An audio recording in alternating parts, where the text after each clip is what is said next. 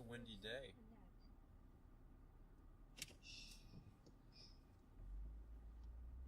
It's a windy day in Gotham City.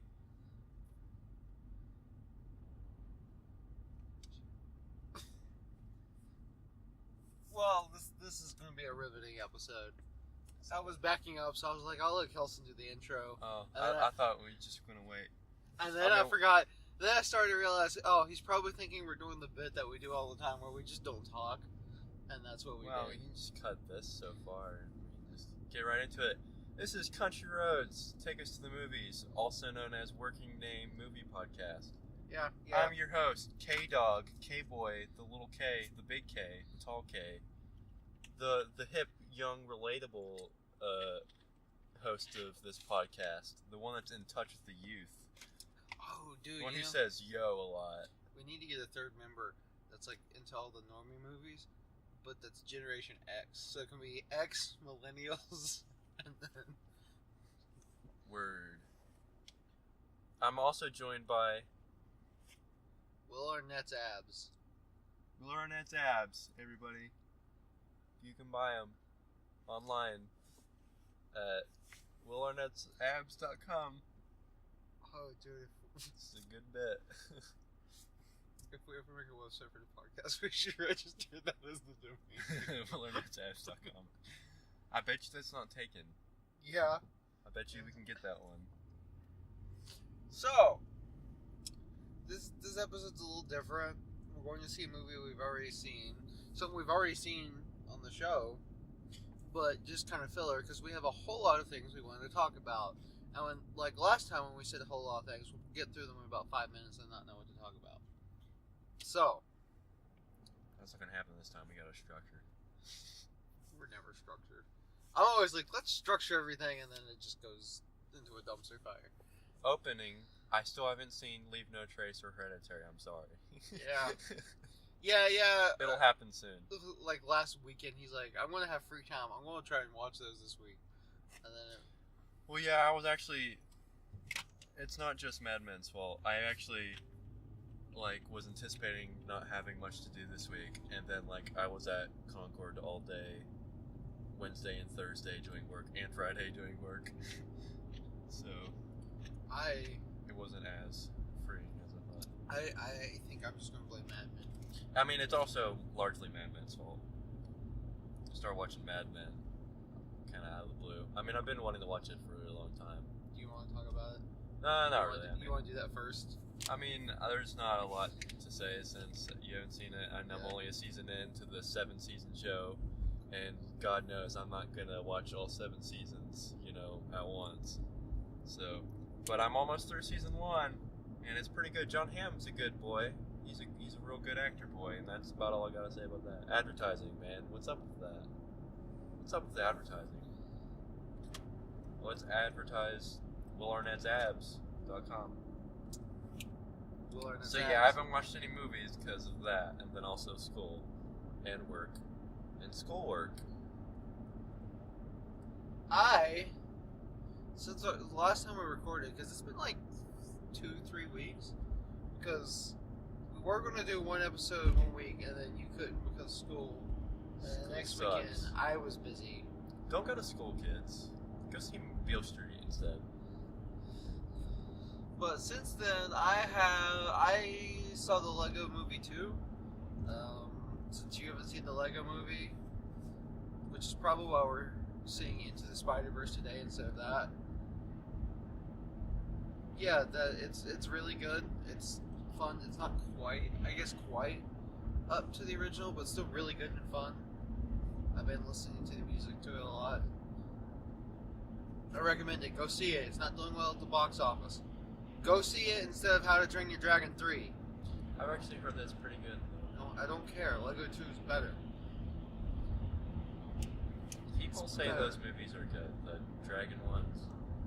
I saw the first one. I think I saw the first 2. The first one came out in 2010, I think. Yeah, I know I've seen the first one. My brother liked it, so I've seen it, but that's it. But anyways, I also put a vote. I said we should go see A League eat a bad Ranger because I thought that would be funny. No thanks. That was the reaction. Yeah. Not super crazy about that one. Not feeling that one too much. I like Mahershala Ali being in good movies. And Like the Green Book? Not the Green Book. Did you see that video? Kelson one? The White Savior. Oh. Is that an old one? Or is that... I think it's new. Is it the one that's like the Oscar-y movie? Like it's... Like that's the whole bit is... Yeah, but it's got... it's done up like all those movies like Green Book and Blindside. Because I saw... If this was like very recent, then no, I haven't seen it. But I have seen a skit from SNL with what's his face, Seth Meyers, is that his name? That was another Oscar-y, making fun of the Oscars. I don't know if that was the same one. This one's new because it directly calls out Green Book. Okay, so yeah, I haven't seen it. Because it says, from the makers of Green Book, Hidden Figures, The Blind Side, and starts listing all those field-guide racial movies. That's sketchy. Yeah, there's a sign that's blowing down because it's so windy where we're at. It's really windy, which might make the audio fun for this. Nah, you won't hear it over the droning sound of my car. That's also true. Unless we get like picked up, our car gets blown away. Blown off into the wind. Like The Wizard of Oz, that movie you haven't seen. Yeah, but don't worry. It's coming up. It's not next weekend, it's the weekend after next. Yeah, I've got, if everything goes according to plan, I've got our next 2 weekends planned for movies. We're going to go see Gone with the Wind and The Wizard of Oz. I'll let you watch those, and I'll go into another theater. I'll let you be by yourself watching those old movies. You might have a different perspective on them now. I've seen Gone with the Wind, like, that was only a few years ago. Wizard of Oz, it was when I was like in 3rd grade or something. And I'm telling you now, I don't really want to have a different perspective on that one. I'm good. Gone with the Wind's alright. It's just, it's not a movie I ever want to watch again. And then I'll probably at some point, because one of the days is on a Sunday, so we can record. We record on Sundays. The Lord's Day. It's the only day I have off work. Because it's the Sabbath.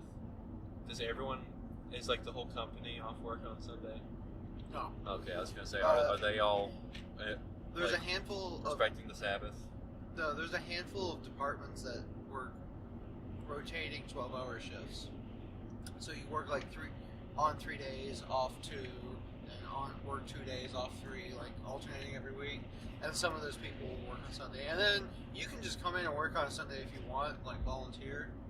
But I need at least one day off. Yeah.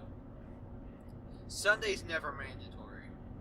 Saturday sometimes. Because it's the Lord's Day. Well, because Saturday's not supposed to be mandatory, but they make it a lot. I think they have to let one day go, or they can get labor trouble. Fun things about my job on this movie podcast. So, what do we want to talk about first? I guess you want to go in the Oscars, just jump in. Sure, the Oscars are tonight. Oh, wait, I got something we can do before the Oscars.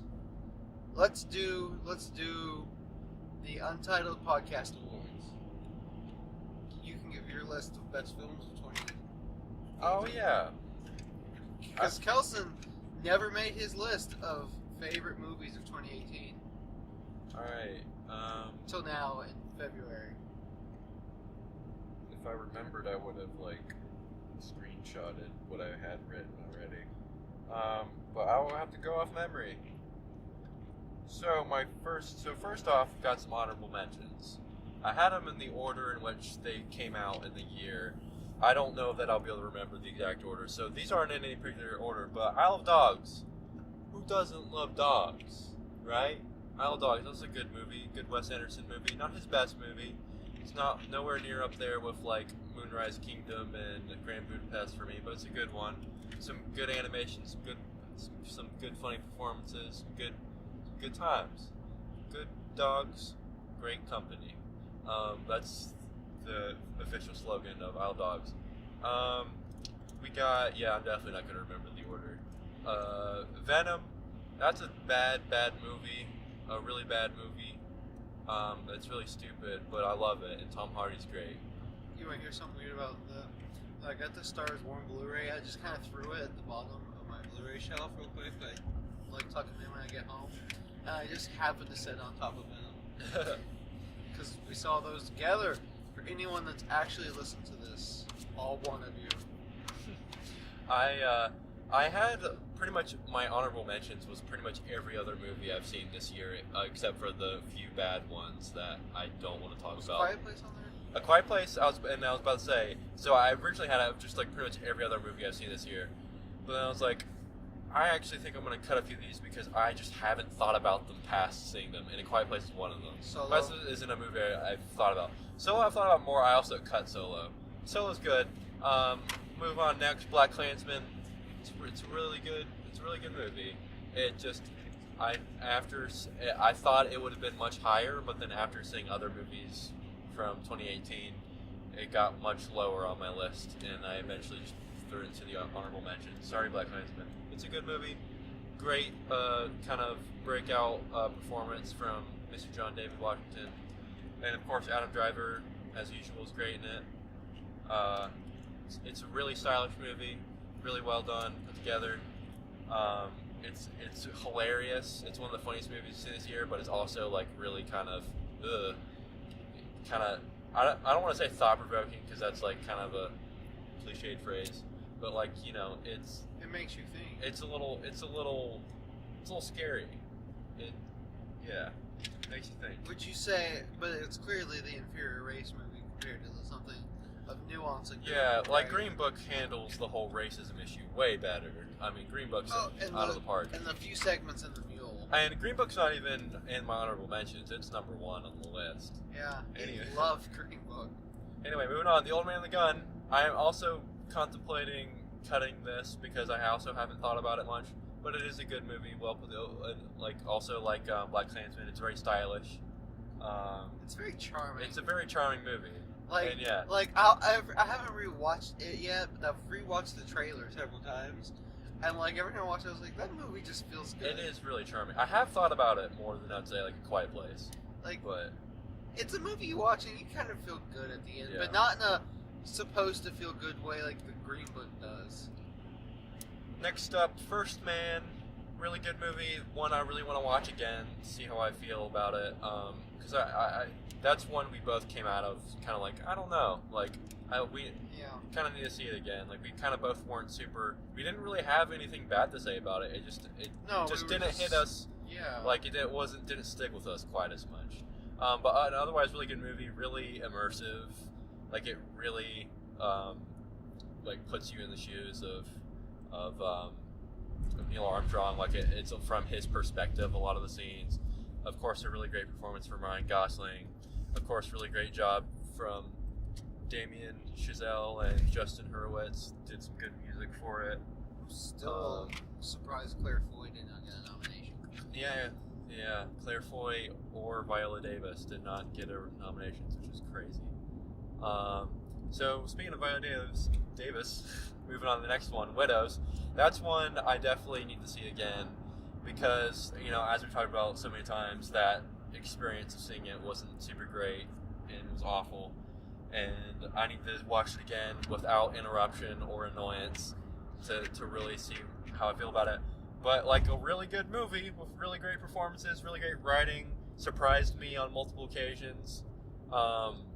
Such a great cast, like all around, everyone does a really great job. With I was Colin Farrell, it's kind of a weird thing because he kind of has an accent. Accents is the thing that like weirds me out. And that's the thing with watching Attorney's Gate again. It's like people not having accents, but then other people having accents is just kind of weird. Like Willem Dafoe and Oscar Isaac don't have accents, but everyone else around them does, which is kind of weird. Anyway, there was something else. Oh yeah, it's also just like a really tense. It's a really good thriller. It's a good heist movie that is unlike every other heist movie because it's also kind of a political drama in a way, and like it's very drama in general. It's very smart. Yeah, Okay. And with some good music too. Of course, that one Hans Zimmer song that we've talked about that feels like from The Dark Knight. Yeah, The Heist. I think it's called The Heist. Let's see. Was there anything else on my honorable mentions that I'm forgetting? Yeah, you sent it to me, but that was. Look how high that water is. Yep. Dang. Yep. Lots of flooding and lots of wind. Yeah, It's a good been time. raining and snowing here for like 2 weeks now. Oh yeah, here we go. I got my thing. Yeah, Vice, which was the last thing we saw, surprised me. Like it was pretty good. Yeah, I didn't dislike Vice as much as a lot of people. Yeah. did. I don't think it's Best Picture worthy, but I Yeah. didn't dislike Yeah, it. for sure. And then Sorry to Bother You, which we also talked about last podcast. That was a good movie. It was very interesting. Listen to the last podcast if you want my thoughts, or both of our thoughts on that. And then lastly, one I'm kicking myself for forgetting, Roma, which I feel weird putting on honorable mentions because I feel like it is better than a lot of these other movies I've mentioned, but something that doesn't exactly click with me as well as. With that said, I have thought about it a lot, and I mentioned last podcast, I really want to watch it again. Yeah, that is also something that, similar to Widows, are the experience watching it, because like you were at my house, you were Benadrylled up, so like you were kind of sleepy. I was coming out of the Benny on that one, but wasn't that I was the first still one Benny. we watched? No, the first one I watched was Annihilation. Oh. Which was an experience. I feel like the Benadryl maybe enhanced it. Even. Yeah. When I first saw Annihilation, I don't know. That was a weird day. Yeah, that was one of the weirdest things.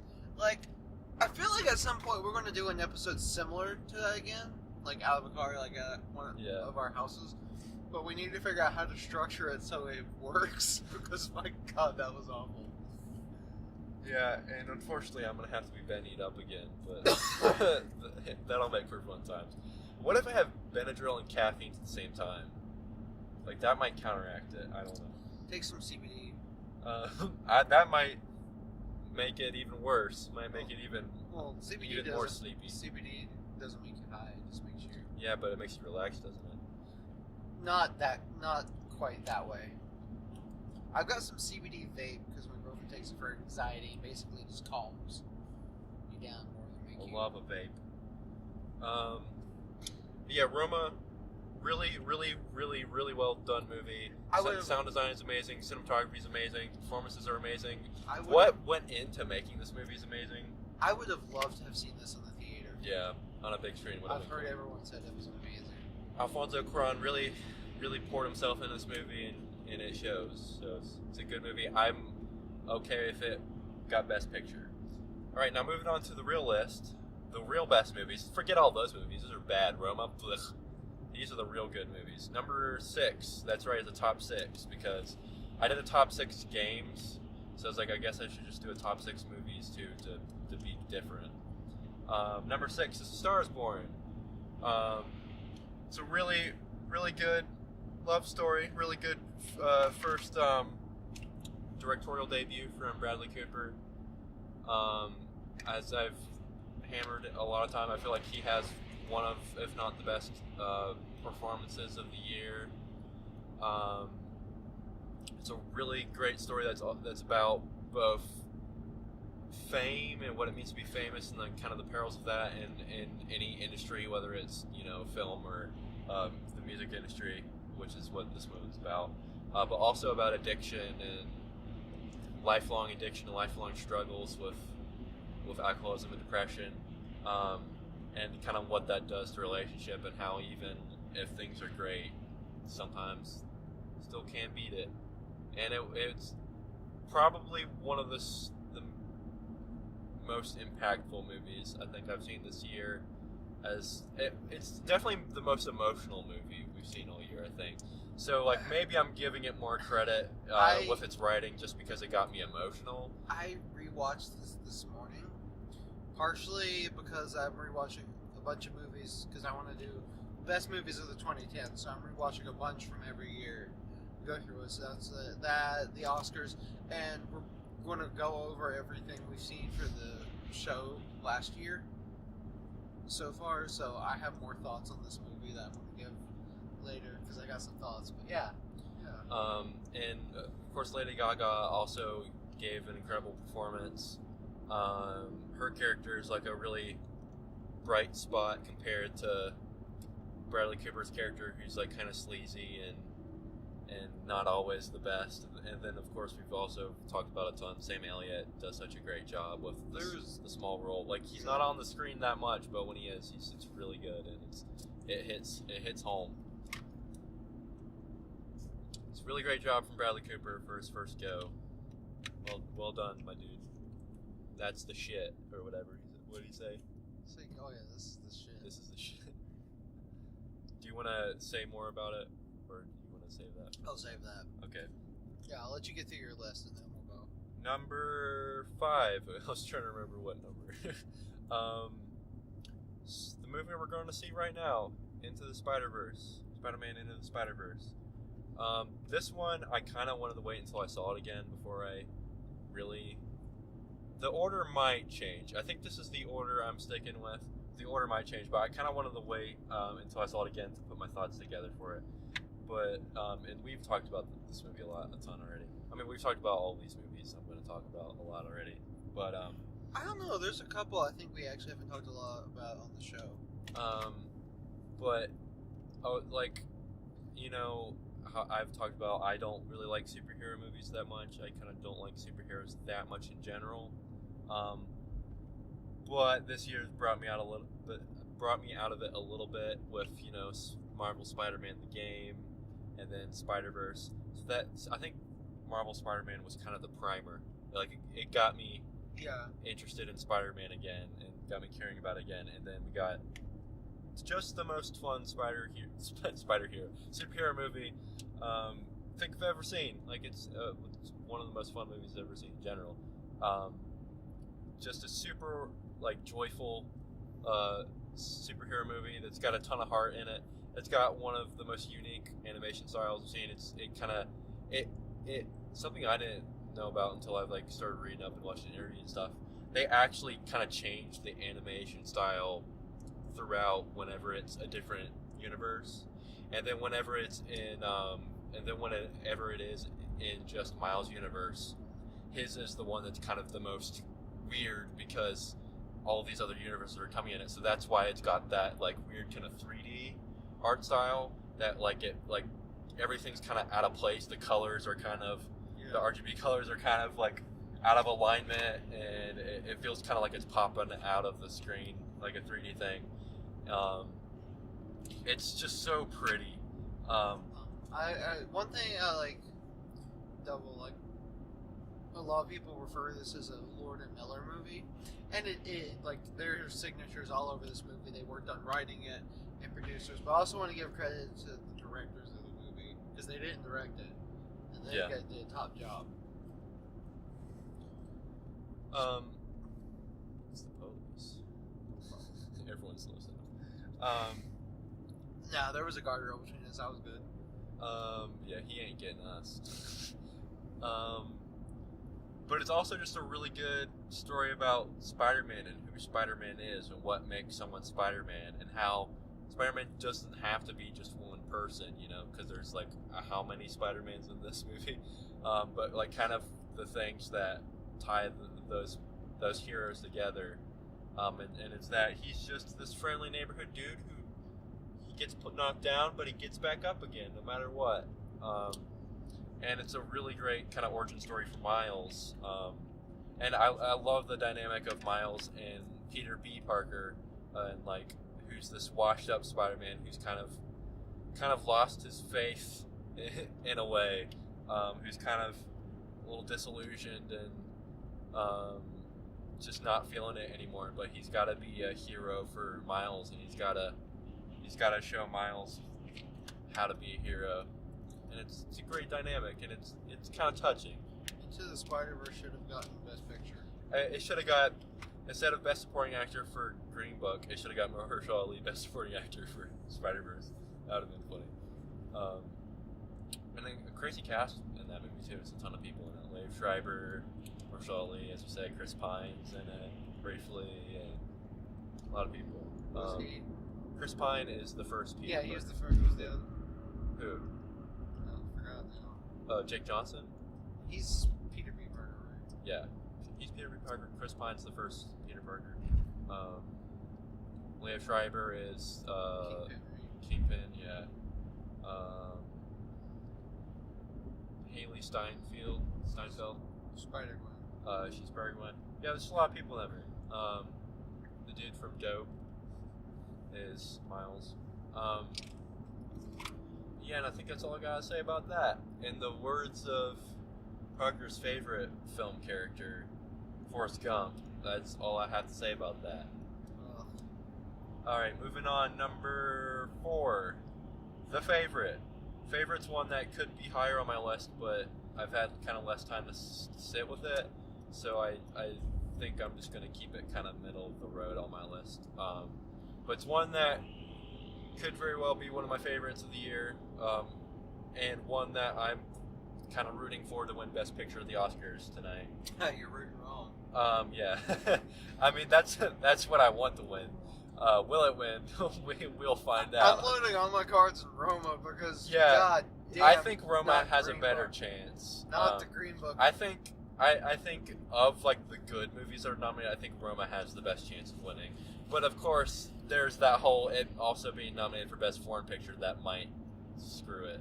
I think Black Klansman's got a better chance than a lot of people thinking, as it. I really don't know what's gonna. We'll get to that later. We'll get to that later. But I really don't know. Anyway, The Favorite. That 2 episodes ago.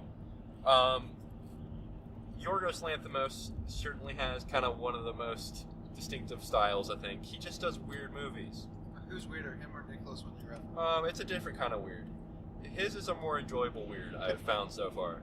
Even with how messed up The Lobster is. Oh God, that movie is messed up. But this one's a lot less messed up. Still messed up. Of course, kind of the backbone of this movie is Olivia Colman, Rachel Weisz, and Emma Stone giving like probably some of the best performances of their careers. Did you say Rachel Weisz or Rachel Weisz? Weisz, that is how it's pronounced. Oh. She's German. Yeah. Oh, I thought she was Jewish. It's well, she's English, but the name. Welcome to Parker is horrible. Well, she's English, but the name Weisz is German. Like my family comes from the Weimers, but around here they call them Wimmers because we've killed that German because we don't like Germans.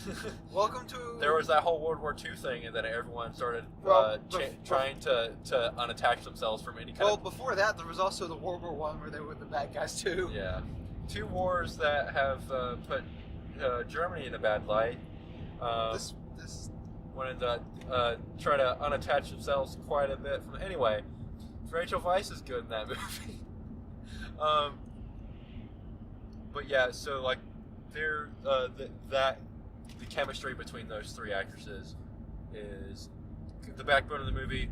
It's incredible, and how they're all like got this weird love triangle thing going on, and they're scheming and backstabbing and all this kind of weird political intrigue. But at the same time, you think Rachel Weisz is just as awful as Emma Stone is, but like really, I feel like she really cared for Queen Anne the whole time and really actually loved her. Like, yeah, she was also trying to run the country, but I think it's because she thought Queen Anne didn't really know what she was doing or whatever and needed guidance or whatever. She's got the most rabbit hand job. Yeah, there's a lot of weird hand jobs, mouth, oral stuff, just a lot of weird sex in this movie. Rabbit stuff, too. The rabbits aren't in the sex. There's I don't think there's any rabbit sex. I mean, I'd have to watch it again to be sure. There's duck sex in Roma. Oh, yeah, there is duck sex in Roma. It's also just super stylish and intense, despite nothing like really like... It's not like a Widows kind of movie where there's like action and like lives are on the line, tense, but it's still like tense all the way throughout because you really don't know what any character is going to do at any given point because there's a lot of wild stuff that happens in that movie. And there's that music, the brum, brum, brum, brum music. Nicholas Holt's also really, really good. Should have been nominated for Best Supporting Actor, but the Oscars are dumb. really, really great movie. I think this is Yorgos's best movie so far of the ones I've seen, which is only 2. So really, I'm not authority on this at all. I can't say it. I want to watch Killing of the Sacred Deer soon. I hear Dogtooth is really good too, but like it's like really messed up. Because do you know what that's about? No. Yeah, it's pretty messed up. I wonder if it's more messed up than the short film. It's kind of like Room. It's kind Have of you like ever heard of the director of Hereditary? His short film before that, they were talking about it in some of the interviews. It's really messed up. I can't remember exactly what Dogtooth is about, but it's like an incestuous, like dad or something is sexually abusing his daughters or something. It's something like that. Really messed up movie, but I hear it's actually really good. It's a really good. It's like a shame movie. Like, Yeah, that's yeah, really I good, know. but you feel awful and don't like any of it. Yeah. So yeah, The Favorite. I don't know if I have anything else to say. Okay, what's Anything else next? to say? Number 3, Annihilation, the best sci-fi movie of the year. Granted, it's one of the only ones. Are there any other sci-fi movies that came out? Wait, would you call Yes. Predator a sci-fi movie? Yeah, I guess Quiet Place kind of counts too. Yeah, I guess. Anyway, Alex Garland's awesome. And he's back at it again with another awesome movie that no one saw, and I didn't even see until that fateful episode in which I was Benadrylled. The unreleased, that's going to be a special release sometime in the future, probably. I'll just put it in the. It's a Old Man lost and the episode. Yeah, it and Old Man and Gun are our lost episodes. Yeah, so it is kind of, we have compared a lot to Arrival of like some of the best sci-fi movies to come out in the past like decade or whatever. It's one of those really good sci-fi movies that kind of harkens back to old sci-fi things where like you don't, it's not like a generic alien thing, like you don't understand it. Yeah. The characters don't understand it. You've finished the movie and you really don't even understand it still because it's sci-fi. Hey, it's Roma. It's mystery. It's something that is beyond. I'm having a hard time speaking. Comprehension because it's supposed to be. Some really funky alien stuff in that movie. It's super pretty, visually. It's also some really good music. One of the best soundtracks of the year. We've also talked about a lot how Parker still listens to it and can't stop listening to it. Yeah. Natalie Portman, I kind of gone back and forth. I hear a lot of people don't like her in that movie. They think her performance wasn't very good. I actually like her a lot because I think it really worked for the character. She does well. Oscar Isaac's also in it. It's good. He's Oscar Isaac. Having a hard time thinking of things to say for this movie too. I don't know what's great about Annihilation. We'll talk about it. Love.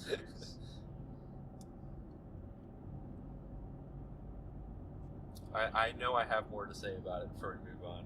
You'll think of it I'll think of it. after you move on. Give me 5 minutes of silence. Now it's time for our 30 seconds of silence for Kelson to think.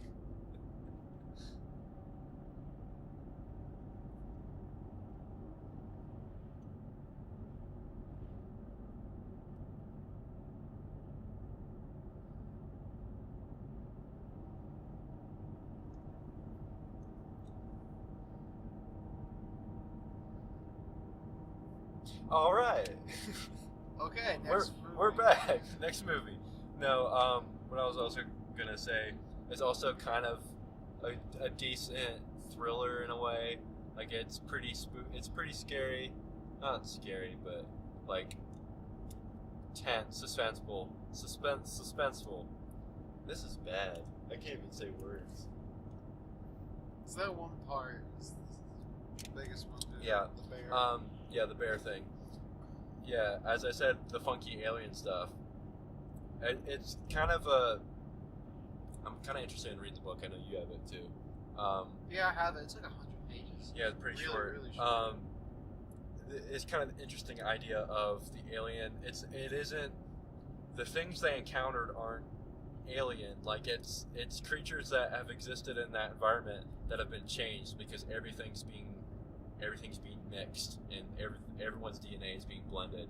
So it's just, and that creates some crazy visual stuff of like all these plants and creatures that are just weird. Like it's kind of the thing I don't even want to talk about that much because one, I can't talk about it as we've found out.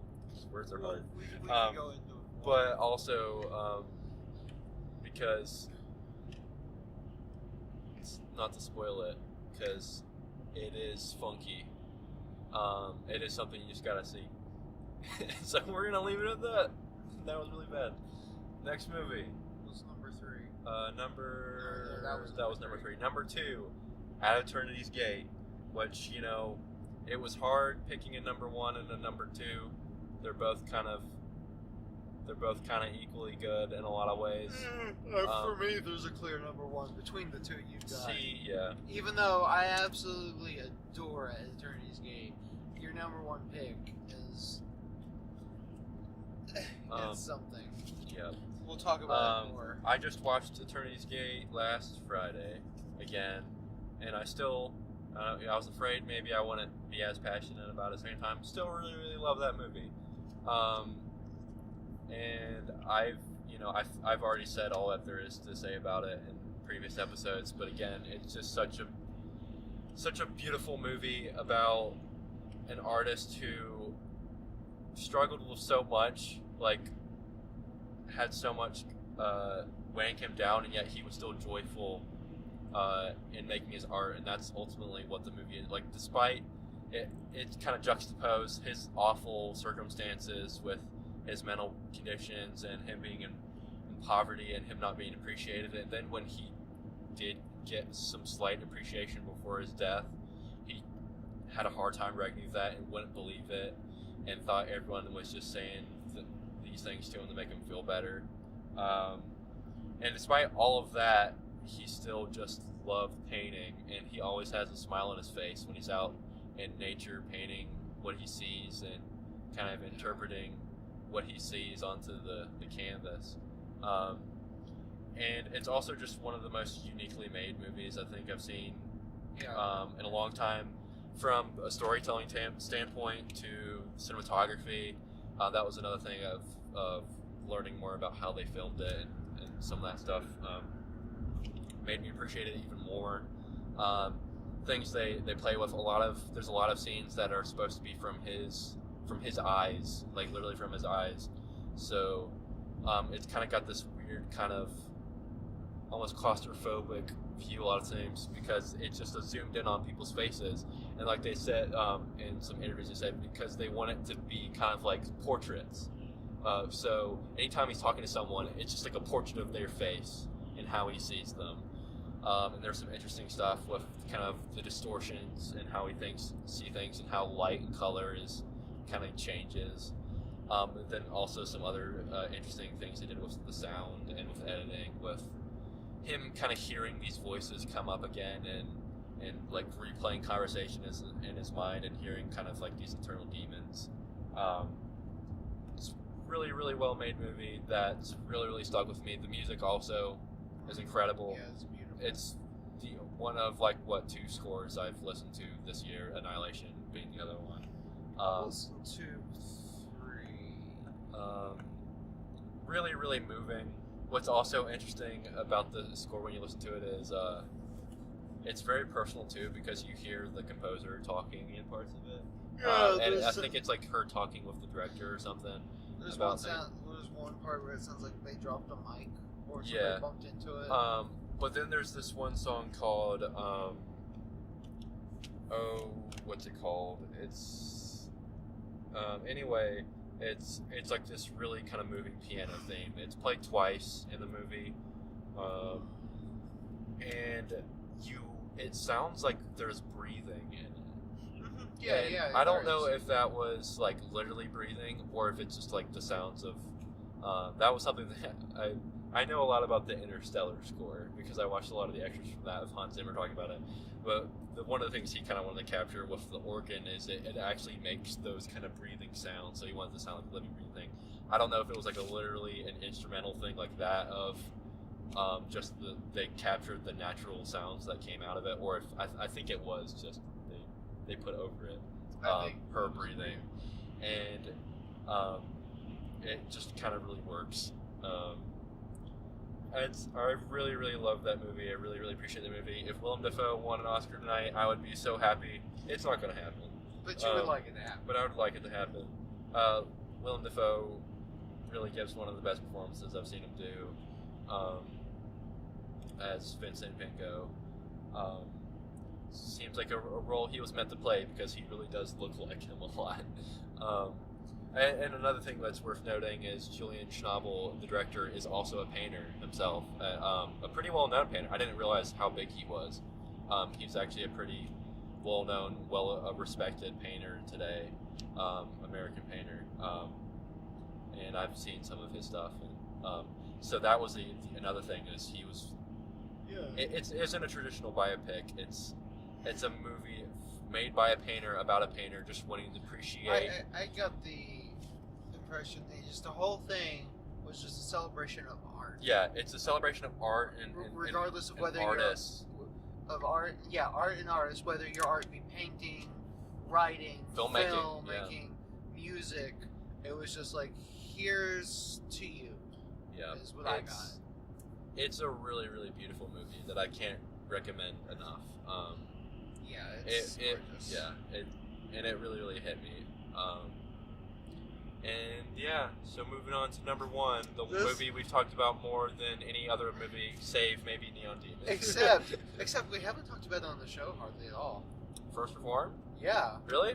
I did the one episode. No, you and I have talked about it independently, but outside the one episode, we've hardly talked about it. Really? Yeah.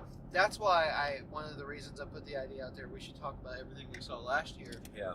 Because I feel like our feelings on this movie have changed from that initial viewing. I kind of want to watch it again, even though I just watched it. It's not too long ago. And then I was saying, like, I feel like, I mentioned that too, is like, I feel like we haven't really had an in-depth discussion about it and the story, and I feel like maybe we should have a spoiler talk about it sometime, which we can do that now if you want, or... I don't know if we have enough time. Yeah. Anyway, yeah, because this has taken up a lot more time than I thought of.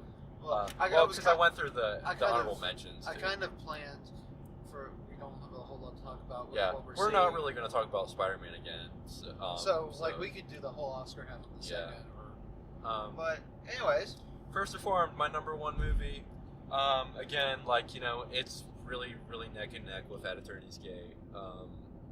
Annihilation is also a close one too, but that was. I've had less time to sit with that one, and it definitely is less specifically catered to me than I would say the other two movies. Although, I mean, I love sci-fi, and I've loved everything Alex Garland's done so far. Anyway. You need to look into some of the stuff he's written. Yeah. Before he directed, like 28 Days Later. Pretty sure he did Sunshine. Yeah, he did Sunshine. And then you'll get into. He did like a kind of a romance movie too. Never Let Me Go. Yeah, that I've heard is really, really good too. And once you start getting the stuff he's written, that'll also get you into Danny Boyle movies. My boy Danny. I love Danny Boyle. He's 28 Days. Yeah, Danny Boyle is 28 Days Later, Sunshine. He directed Slumdog Millionaire. Oh. He directed the Steve Jobs movie. The good one. Yeah, the good one. He directed the movie coming out this year that I'm going to drag you to see that you'll have no interest in, called Yesterday, which is about the guy. Oh yeah, I heard about that. It's about a guy that like he hits his head because the power goes out around the world, and he hits his head, and he wakes up, and everyone but him has forgotten the Beatles, and he's a singer-songwriter that's failing. So he starts using the Beatles songs to get successful. I didn't watch the trailer for that. Yeah, that's what it is. But I heard everyone talking about it. I keep meaning to watch the trailer for that. That's a really good idea. It looks like just a good, fun, like, a lot of the movies we see tend to be heavier. Yeah. And this looks like It's not something like, you know, like the typical feel-good movie, but it's like this a breather. It's like the man who killed Hitler and then the Bigfoot. I've heard a few people watch that and they say it's actually not bad. I've known a few people that they said it's actually pretty good. Yeah. I want to check it out. Yep. We'll should keep our eyes out for that one. We should do an episode on that movie. I think it's out digitally. But anyways, yeah, that's Yesterday with Danny Boyle, and like that's a really good idea. Everyone's like, this looks good, and we're all gonna go see it, but everyone's also kind of making fun of it. But like, including me, because there's like a line in it where he's being interviewed, and she's like, nobody's ever written this many good songs before, and I was like, what happened to Bob Dylan in this universe? Yeah. Oh, it's got a great Coldplay joke in it that you'll appreciate. Because he starts singing the song Yesterday, that I guess they did the title.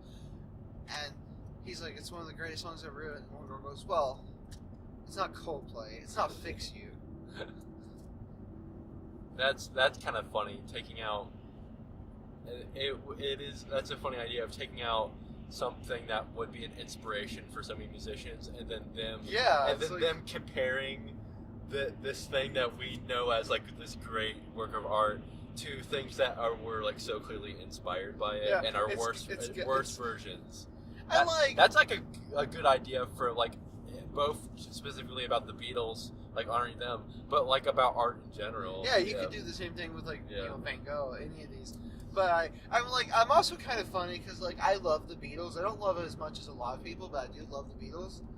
But some of their songs wouldn't work today. Why is everyone slow? Because like that's a pizza delivery guy. But it's like 5 cars in a row. But like, Baby, I Want to Hold Your Hand would be kind of, people would be like, okay. Or my favorite, Baby, I Want to Drive Your Car. Or the one where the guy's like, hey, if you cheat on me, I'm going to kill you. That's one of those songs that everyone overlooks. Okay, anyways, yeah. First Reformed. Where did we go? How do we talk about this movie? Because I think this is the most important movie we've seen. Yeah, probably. I think, like, in cinema history, this is going to be one of the most important things. Did you see that at the Independent Spirit Awards? Yeah. Ethan Hawke won Best Actor from that, so that's good. I'm glad there's award shows that actually appreciate First Reformed, like art, and are giving awards to what they actually think deserve it, instead of it being Bohemian Rhapsody. Instead of it being a one game of everyone throwing millions and millions of dollars into campaigning, and whoever throws the most money into it wins, and 2, the Oscars just trying to stay relevant and get people to watch them. So that's what's nice about those smaller awards. So yeah, Ethan Hawke got what he deserved from that, which is nice. I would probably give him the award over Willem Dafoe, and Bradley probably, but I do love the Bradley. I've got some thoughts on Star Wars. I need to watch it again too. I just realized it, because did you want to go to Best Buy today too? I think you mentioned that before. I don't know if we'll have time. Yeah, well, we'll see. We'll see, because I think I will get it and First Man next. One of the reasons I was going to go to Best Buy is because they got a nice steelbook cover of A Star Is Born that doesn't have a really awful cover that it has. But I ended up just getting it at Walmart. But I think they still have some other things I wanted to check out. Anyways, first I'm just going to segue this and we can both talk about this movie. Talking about all the movies that we've seen. I have thought about this movie more than anything else. Yeah. Like, even more than, like, Annihilation was my number 1 movie at the time. I made my list. First Reform is kind of taking over. Yeah. I have thought about this movie almost every day. So I'll say that, like, that's why it's my number 1. But with that said, I've thought about At Eternity's Gate every day too. It just I saw it a lot more recently than I did First Reform. So, but at first, I think we had a stronger positive reaction to At Eternity's Gate. Eternity's Gate, because we both came out of that movie like that was beautiful. That was amazing. That was beautiful. It was art. It made me feel, even though it's kind of sad. Yeah, it made you feel kind of happy. Like, even though it ends yeah. tragically. But First Reform, we didn't know what to make of it. Yeah. And then there was that infamous lady. It was like, well, that was a waste of time. Yeah. I think we both came out of that just like, what? I'm not And sure. I think I remember us. I'll have to listen to the episode again. That'd be a fun time. I think we both came out of it both like, yes, this is weird. I don't know what to think about it, but I think I'm leaning towards liking it. Leaning towards the positive end of. Yeah. So there's we got two ends of the spectrum. You got the what, like, Neon Demon end of the spectrum. Oh no, I and love then, Neon Demon. And then you got the what was that I just watched, good end of the Yeah. spectrum, which is like First Reformed. Yeah. Okay, now we did have that with First Reform, but at least for me, like, I was like, I think I might have liked it, but like, this film has just made such an impact on me since then. Yeah. And the more I think about it. And I've been getting especially riled up about the political message of this movie recently. Yeah, same. It's something I've. It kind of lit a fire. Like, I kind of didn't really give a lot of thought to environmental stuff. I've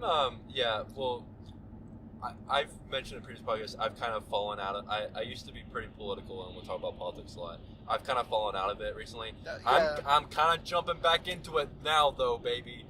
There's been a lot of things that have really pissed me off recently. That's something. Kelson and I used to have long conversations. And this year, 2018, and then moving into 2019, climate change has been something I've thought about almost as much as the movie. And like, it's something I've hit a lot too. Because I work in a rural area. I work a blue collar wage job. The real Americans. I work at probably the most conservative fast food chain in America. Super conservative. Everyone there is hardcore Republican. That's a lie. Kelson works at Starbucks, if you don't know. Well, see, Starbucks doesn't seem liberal to me. It's a very gay place. Starbucks seems like faux liberal. Like, yeah. Oh, I would have voted for Obama a third term. But the people that work there... the people that work there are basically the family and get out before you find out they're putting white people in black people's bodies. It's a very gay place, though. Everyone there's a little gay. Always talk about. He means that literally. I mean that literally and figuratively. It hits. Very happy place. No, I mean like literally gay, and then like kind of like the spirit of gay. You know what I'm saying? I work there too. Yeah. I work in the most rednecky place ever. And, like, I mean so much that they're almost, you know, in the feel-good race movies, there's that one really racist guy. They're almost there. And they obviously hate... They're like Clint Eastwood level. Pretty much. They would have cheered on the meal. They hate anything to do with climate change. I don't know why. They're all big, like, outdoorsmen and hunters and fishers and camping. So you think they would be, like, want to preserve nature, but they're all like, no. So it's Let's kind mess it up. It's kind of they're like heck yeah, I'm gonna go litter. But it's kind of made me. This feel is an more. issue that's kind of close to our heart, especially around here. West Virginia is I don't know if it is still the lowest or if it's about near the lowest. Like the worst state as far as pollution goes. Because the only industry in West Virginia is coal, which is a very polluted industry. And West Virginia, just in general, is like, you know, like The Last of Us. It's like that, except there hasn't been an apocalypse. And there's a lot of pollution and drugs. Towns. No, it's more like Fallout 76, which is literally in West Virginia. There are towns that look like The Last of Us. There's one theater in McDowell County that I planned for us to go to at some point this summer. In Welch, and you'll get to drive through the county, as we call it, and you'll get to see some of these places. So imagine The Last of Us, but also it's very polluted, and people live there. there. There's needles everywhere, and well, I mean, and instead of a bunch of zombie clickers, it's a bunch of people Opioid. that are almost the same as zombies and clickers. They're on opioids. but without an excuse, without the excuse of cordyceps fungus. We're like the opioid capital. Yeah. So it's especially frustrating thing around here because of how polluted everything is and how much no one cares. And how much the state doesn't care. How much everyone just Well, here's the thing about West Virginia. The country is moving in this direction, and West Virginia hasn't even heard about what that direction is for the past 20 years. Like everyone is moving forward, and West Virginia is moving backwards. I mean, I don't think it's just us. It isn't just us. We've hit such a strong political divide that all these certain states are trying to, like. But I'm not even meaning like the kind of Trump ideology stuff. I'm just meaning like economically, we still think coal's a viable. Even if coal was booming, it's still you can't have just one industry anyway. Well, here's the thing though. I don't think it's that we haven't caught up. I think it's that we refuse. Because the people I encounter, it's not that they don't care. There's not. That's why I said they're moving backwards. It's like opposition. Yeah, they're not apathetic. They were the kind of people that if environmental stuff came around, they wouldn't be environmentally friendly by no means. But the fact that there are like environmental issues and eco, and that it's associated with them libtards, as they call them at work, makes them more aggressive towards environmental. It makes them go out of their way to litter and such. So anyway, it's a very hot button issue that's like particularly annoying to us. This is going to be a really political Oscars. Yeah. If Spike Lee wins anything, yeah. If Roma wins anything, I hope it would be cool if, because there's no host and there's hopefully going to be a lot less of the kind of in between stuff, they give the people that get awards more time to speak. That would be cool. Spike Lee, man, just prepare yourself. That for would Spike be cool. Lee. I want Frances McDormand to win again so she can talk more. Oh yeah, I watched hers and she brought everyone up. I was like, oh, that's kind of. Oh yeah, and she was just kind of laughing hysterically. She's like, haha, yeah, you guys go. It's great. She was, and Sam Rockwell's was touching too. She was a riot. I love those two. That's a movie I watched again recently. I love that movie. I almost that's a movie I feel like I could just rewatch all the time. Like just kind of throw it on in the background while I'm doing stuff and still just really enjoy it. Anyway, first reform. We had so much to say and we didn't say anything. Anyway, so this political issue of climate change is kind of a big part of the message of First Reformed. However, it isn't just about that. But anyway, before moving on to the other themes of the movie, I want to say why we spent so much time talking about climate change is I think this movie does a really good job of hitting at the issue of it, specifically in the church, and it's not, like you said, not apathy to it, but avoidance, ignorance, and burying of the issue because it benefits them to do so. And how much politics and industry has worked its way into religion, where religion is a political thing. The American church, that's why evangelicals is a political group. And they want to say, let's keep religion out of politics, politics out of religion, and yet they welcome it so much when it's in their camp, you know? Yeah. We could win to see Aquaman. That's the movie of the year. I actually wanted to see The Canterbury King. I've heard a lot of people say it's really good, but nobody's seen it. Yeah, First Reformed, we still got 10 minutes. So, we can keep talking a little bit about it. So it does a really good job of handling that, but also it's not just about climate change. I feel like this movie could have had any other kind of social or political movement tied in with the story, and it were to work just as well. But the theme of the movie is kind of hopelessness and despair, and it captures something and this is something that captures I'm not necessarily endorsing just commentary, but what's her name? Alexandria Ocasio-Cortez, the Green New Deal, and how it's whether it's viable, all that aside, it's really popular amongst our age group, and that's because there is I guess where we're younger and we're not going to die off before all this happens. There's a sense of urgency to environmental issues. There's because all the stuff that will live through it. Yeah, and the movie's really kind of just about like the hopelessness that humanity's always dealt with, but kind of in the lens of today, because there's a lot to be worried about today. That there's a reason anxiety levels and depression levels are higher than they've ever been.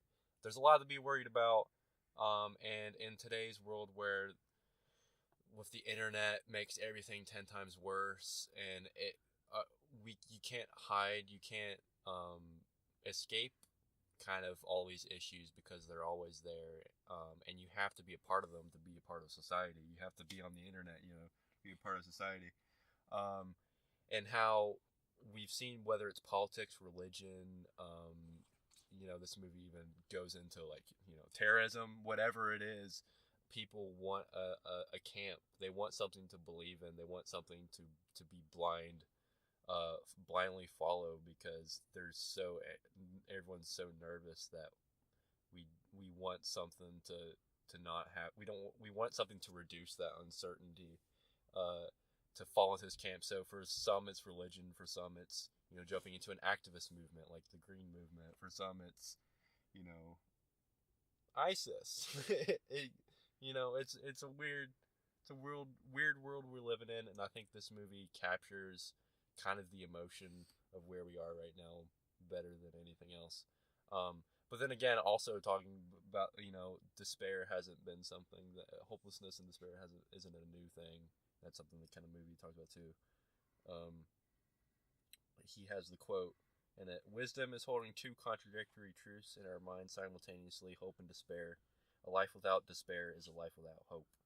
And in the movie, Ethan Hawke's character, Reverend Toller, is kind of a crisis of faith, and he himself is really wrestling with hope and despair, and he's kind of shut himself off from God, like Luke Skywalker in The Last Jedi. He shut himself off from the Force.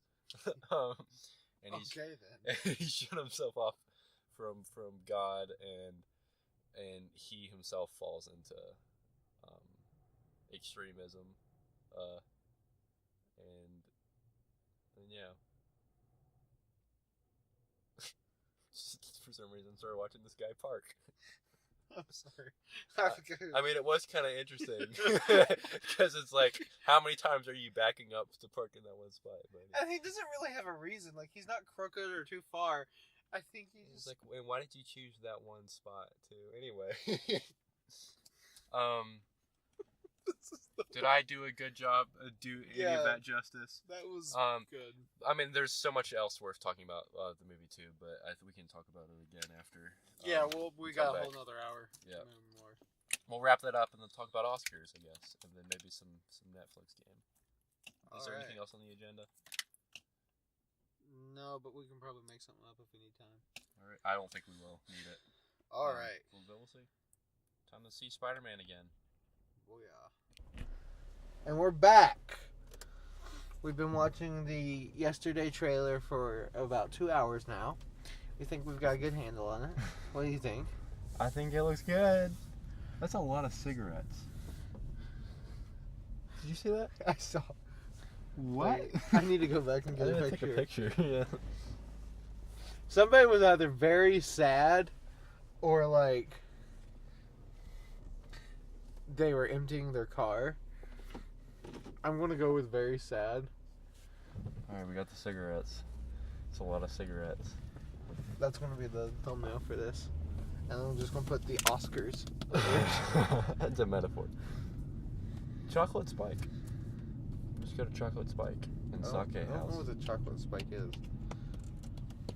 I am kind of sad that my radio stopped working. That yesterday trailer was very good for 2 hours. Yeah. It doesn't get old at all. Nope. It's a very fresh feeling trailer. We're pulling your leg. We saw Spider-Verse again. And it's still pretty good. We still feel the same way about it. Still an enjoyable film. The only things that were different for me is I noticed things I didn't notice before. Like Easter eggs. Yeah. Or like how Peter B. Parker's nose is broken. Yeah, you said that. It's all crooked. That still cracked me up when he's like, "Do I want kids?" So that was the loudest I laughed, I think. something I've noticed, Because it still caught me off guard. in a handful of Lord and Miller's movies, mostly this and Cloudy with a Chance of Meatballs, has a big theme of dads and like daddy issues and Hey, Alfonso Cuarón's movies stuff. So I wonder if that's It's a big theme in Alfonso Cuarón. children, Especially are men. Gravity. Oh, No, I think Gravity, I think people say is the only one that is an exception. And people say it's also his worst movie. Not Prisoner of Azkaban. Really? Prisoner of Azkaban's alright. That's everyone's favorite Harry Potter movie. It's the artsiest Harry Potter movie, I think. It's Alfonso Cuarón. Yeah. It's a weird one. I mean, they're all weird. It is a little wizard boy named Harry. Ron Swanson's favorite movie.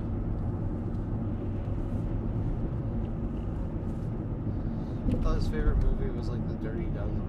No, is that the one where they're talking about Star Wars and he's like, is that the one with the little wizard boy? Yeah. Yeah, it's the future where episode. Is that the one with the little wizard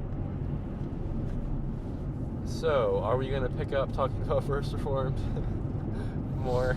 Or do you just want to jump to something new? Maybe jump something new. See, if this is if this is anyone that's listening, that they will remember what we talked about. First Reformed. I can't remember. It's a beautiful movie. It really is. It's got that real tight in aspect ratio. We didn't talk about the kind of the more technical stuff about it. The cinematography is kind of one of the most unique things we've seen. It's very too. in your face. It and Attorney's Gate kind of had the most unique cinematography. Yeah, I think that's one of the reasons Eternity Gate left me feeling happy. It's because most of it's like warm and sunny. Yeah. And then First Reformed is Makes you feel clouds. It's just gray. Clouds and pollution. It makes you feel so depressed because it's Except gray. for the one scene with their purple, in the purple sky. Like that's a good one. it's pretty. Here's my movie candy. I forgot to take in the movie. That's wow. Good job. It's my Oscar candy now. Yeah, so yeah.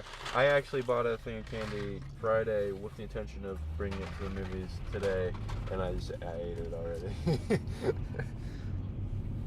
It didn't. Yeah, like I'm a college student. I hate my life. It didn't make it. It didn't make it. I wonder how I'm gonna watch the Oscars next year. Oh, I can't remember. Do you think it is going to work? I think so. That's good. I actually got an ad for PlayStation View in my email that said, like, hey, you can watch the Oscars with this. Okay. It's funny. See, the funny thing is, though. You can't get it in this area. So. No. Couldn't do it last year. Oh. And I used my free trial last year trying to watch it. You need to get a new credit card so you can get more free trials. Yeah. Man, remember when they just needed your email? And so Yeah. you could just make a bunch of accounts? Yeah. Well, I've got next year covered. I can just get my girlfriend to make one for you two too. So year after that, maybe I'll live somewhere where I can pick up an ABC on an antenna. Or maybe, like, break into someone's house and, for the sole purpose of watching the Oscars. It should just be pay-per-view. Yeah. Maybe next year they'll stream it. That would fix so much of the viewership issues. There's an El Mariachi here. Anyway. You want to do the Oscars now? You want to go Best Buy?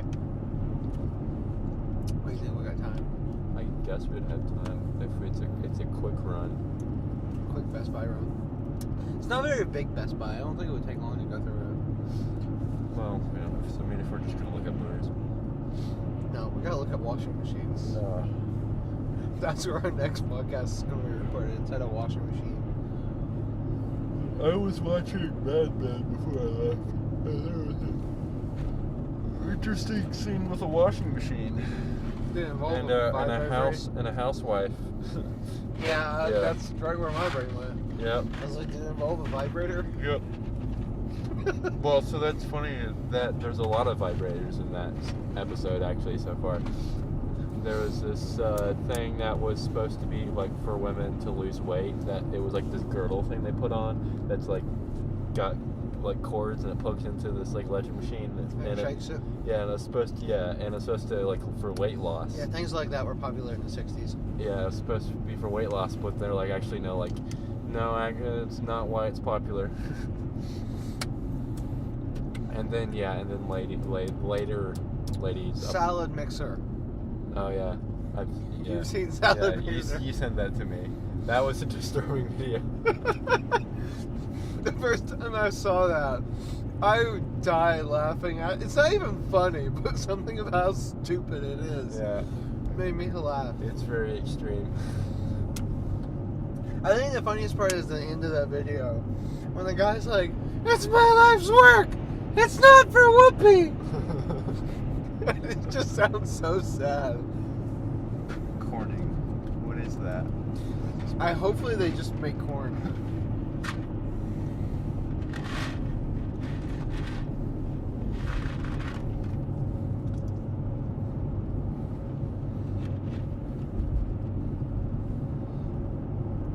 Person behind probably thinks we're drunk because I've drifted in the other lane like twice. But no, I'm just eating candy. That was me last night drinking a frappuccino after work. Driving home from work. Well, let Jesus, fetcher Jesus.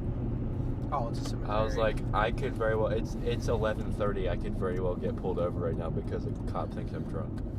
And it's a Saturday night. I think every time I go home from work, because I work a late shift, so I go home at work at like, I leave work at like 2:30 in the morning. Drive the interstate. I'll get a Premier bus.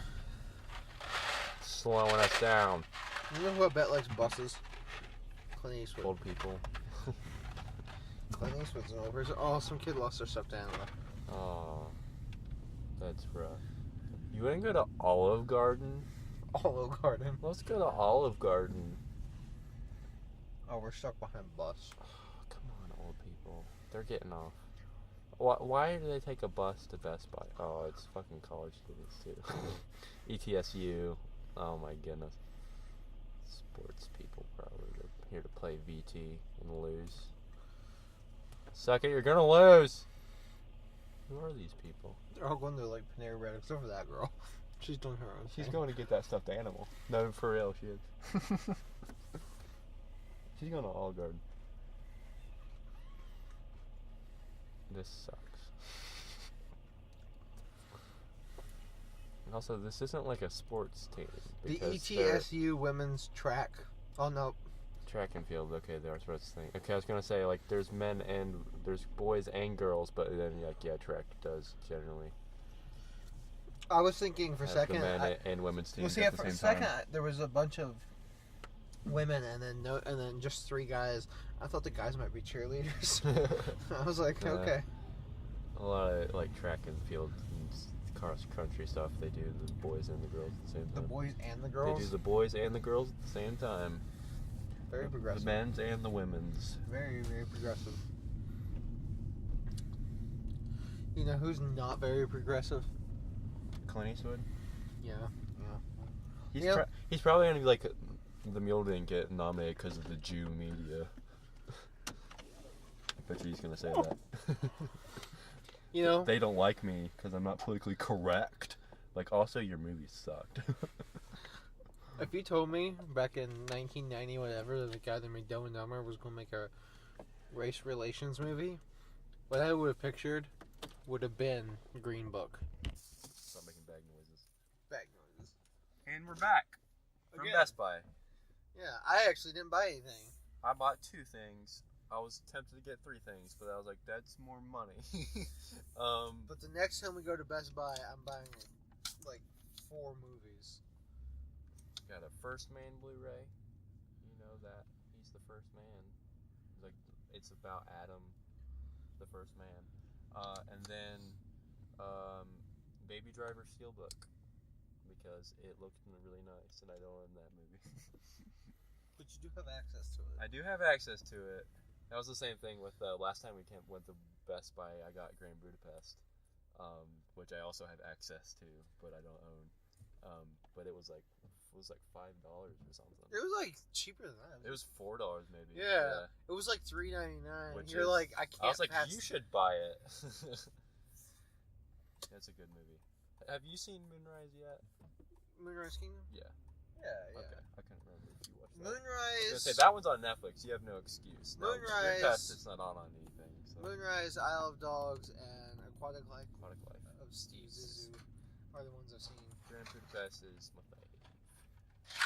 I have a soft spot for Aquatic Life. Most people say that's his worst movie. I liked what I watched of it, the first half. But I have a really soft spot I for should that movie. finish that. I think they took it off Netflix. Oh, shoot. I missed it. Because you watch half a movie and come back 2 years later. That was like a year ago. I think I watched it when I was sick. Yeah, that was when I had the flu. I watched it. I watched Zodiac. I watched It. I did not watch it. I watched Aquatic Life, or The Life Aquatic. I watched Zodiac. I watched Memento. That's a good one. I watched Sicario. Again? No, for the first time. Oh. That was when I was starting to get sick. I was like, I'm pretty sure I'm sick. I'm not doing anything today. It was on Saturday. Sunday I watched Zodiac, and then I think that night I watched Memento. Either that or I watched it the next day, and then I watched Life Aquatic, and I think that was it. This is why Kelson didn't see all the Best Picture nominees last year. But yeah, I mean that's true. I didn't get to see all the Best Picture nominees, but I did get to see some good movies. I saw Zodiac, Sicario, Memento, and then half of Life Aquatic. We could have seen them all this year. So that I could have, but Because Black Panther's on I Netflix. wish we could retroactively go back and not watch Green Book or The Mule or Sicario. The Mule wasn't nominated. And I'm just saying movies we've seen. What about... Is The Mule the worst thing we've seen, or is it Green Book? The Mule, yeah. The Mule is worse. It's a worse made movie. Sicario is also bad. Sicario 2.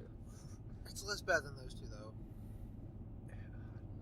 I would rather watch Sicario again than The Mule. I don't know about Green Book. I feel like I could get through Green Book again.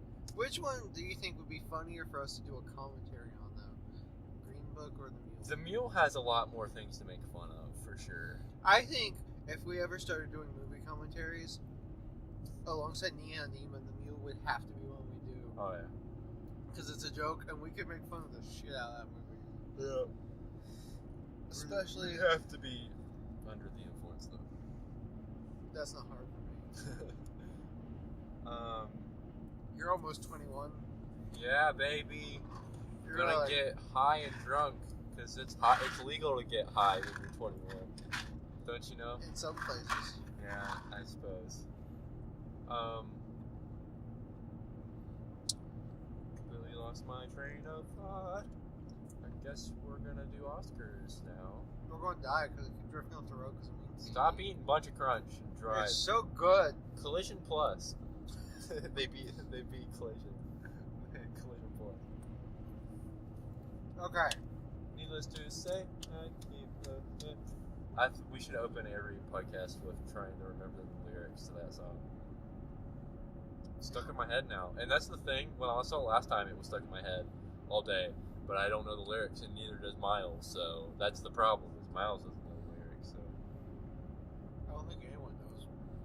yeah, I don't think it has actual words. it would probably be better. It would probably be better if it didn't have words. If it was just sounds. Because I don't trust Post Malone with words. We're gonna get hit with a copyright strike because I just did a flawless rendition of that. That it's gonna think it's the actual song. Yeah. Oh yeah. Welcome, swim teams. The Oscars. Anyway, the Oscars. The 91st Academy Awards. We're gonna do this. We doing this? Yeah, let's do it. Doing the Oscars. I go to my pictures to see my screenshots, and I just see the cigarettes, the pile of cigarettes. You gotta show me the pile of cigarettes. Okay. So for some reason they had these in a weird order. Best Picture was like in the middle of them, but let's save like the actors, actresses. Because that's what it starts with actor. So let me just go from back. Well, that's let me go from the back. That's starting with writing original screenplay. I don't think that's a good place to start either. Yeah. All right. Well, we'll just go from the back to the front. Writing original screen. Okay, so we're making our predictions now. What are the nominees? So we have to make a note of this. I'm gonna open up my notepad and write down our guesses for each category so we can see who gets the most right. So starting writing original screenplay. This is gonna take a second because I have to type. Typing between everyone. Writing original screenplay. And then Kelson. Parker. What's your guess? All right, let me read the nominees off. I'm gonna. Do you want to do what we think's going to win, or what we want to win, and what we think's going to win? Sure. Yeah, we can do that. I'll only write down. Yeah, only write down what we think. Yeah. But we can put out. Okay. Okay. We ready? Writing original screenplay. The nominees are The Favorite, written by Deborah Davis and Tony McNamara. First Reformed, written by Paul Schrader. Green Book, written by Nick Vallelonga, Brian Curry, and Peter Farrelly. Roma, written by Alfonso Cuarón. Vice, written by Adam McKay. All right, who wants to go first? You go. All right, I think Green Book's gonna win. Of course, I want. I don't know. I'm gonna go with Green Book. I think. I don't know. Vice has a chance. See, I feel like this is one of the categories they might give it to something that is a little more deserving. But I don't know. I said before, I really don't know what's gonna win in any of these. Okay, what do you want to win? I want, of course, First Reformed to win. Reformed. My second choice would be The Favorite. Then Roma, I guess. Roma, a lot of it was visual. A lot of Roma, was also ad-lib too. So yeah, I don't think Roma really is a. It's not a writer's. I don't even think it should have been nominated for that. Like cinematography, sound, all that. Yeah, but it's not right. So I'm gonna go Green Book. I'm Yeah. gonna go Green Book. And then what's your prediction? Green Book. Green Book. I think that movie's gonna sweep the Oscars. Shit. This sucks so much. Alright. I would have voted for Obama a third term for Green. I didn't hate Obama, so. Alright, so now we got a writing adapted screenplay. Let me write this down. Okay, writing adapted screenplay, the nominees are The Ballad of Buster Scruggs, written by Joel and Ethan Cohen. Black Klansman, written by Charlie. Well, I'm not going to say all the names because this is going to take too long. Yeah, just. Can You Ever Forgive Me? If Beale Street Could Talk, and A Star Is Born. I don't know where to go for this one. Beale Street. Beale Street. I think Beale Street is going to get that. Because everybody wants Beale Street to be the best picture. It's one of the biggest best picture snubs. Yeah, I feel that. I'm going to go Beale Street too. I think they're going to be like, oh, we gave it this award. Whoa, look at us. We're progressive. The Oscars. So far, we voted for the same thing, so. That's going to happen because because we're both right. Like last year, the only time we had differences was like. I got more than you. Best Picture. Right, I guess Best Picture though. No, I did. You said 3 Billboards. Did I? I said Shape of Water. I thought I did Shape. No, you might have too, but I did Shape. Oh, I know that. Yeah, I figured Shape. I figured it was between those two. I thought you said 3 Billboards though. Maybe I knew it was between the two. Oh, anyways. Visual effects: Avengers: Infinity War, Christopher Robin. What? First Man, Ready Player One, Solo: A Star Wars Story. First Man. That's what I was gonna say. I don't think they're going to give a Marvel movie anything, and the rest of those are all Disney movies. It would be so funny if Christopher Robin. Have we noticed that all of those are Disney movies? It would be except for First Man. So funny if Christopher Robin. That's the only one that isn't, right? Who's First Man? Oh, I have it. Let me look. I can't remember who published that. Fox or Lionsgate or someone? Warner Brothers. Warner Brothers. one of them. Or 20th century? Let me see here. Where would Be on the back.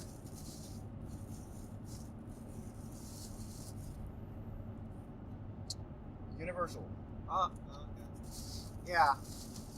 Okay, visual effects. We both said First Man. So far, Although I think it's gonna actually be Christopher Robin. why that movie? Ready Player One's not Disney. They could possibly win something. Give all the fanboy their babies. Okay, what's next? Next is sound mixing. Give me a second for the nominees. I already know what I'm gonna say though. Yeah. We'll save Best Picture for last. Although, I could see this going another way. But anyway, Black Panther, Bohemian Rhapsody, First Man, Roma, A Star Is Born. I'm gonna say Roma. I feel A Star Is Born, First Man, Bohemian Rhapsody are all might get it. Because I could see Bohemian Rhapsody because of the music and stuff, A Star Is Born because of the music and stuff. So you think that one's an actual competition? I think so. For some of these that they deem as not mattering as much because it isn't, big stars getting the awards, Yeah. and they weren't even going to televise them, I could see it being a few things. I think it'll be Roma. Roma is what I would choose, although First Man, I think, probably is also deserving because the sound and visuals in that movie are perfect. Yeah, I think A Star Is Born could also win. I see a lot of people saying A Star Is Born is more deserving for sound than Bohemian Rhapsody. Bohemian Rhapsody in every area. I think A Star Is Born. A Star Is Born. Maybe First Man. See, I would lean towards those two. It's a hard one. A Star Is Born. All right, we differ. Now give me a second for the next one. Oh, well, you know what's next. It's sound editing. Okay.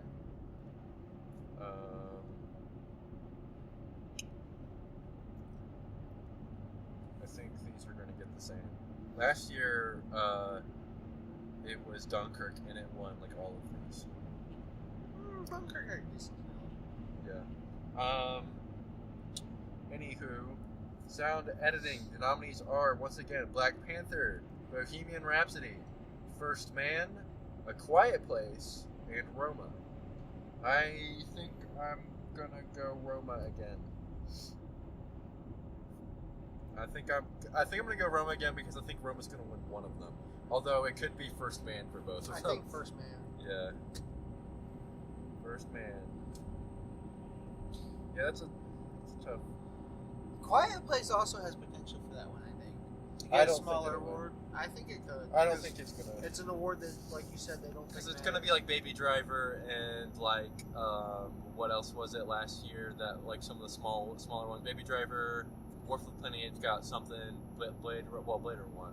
And what's the movie Big Sick?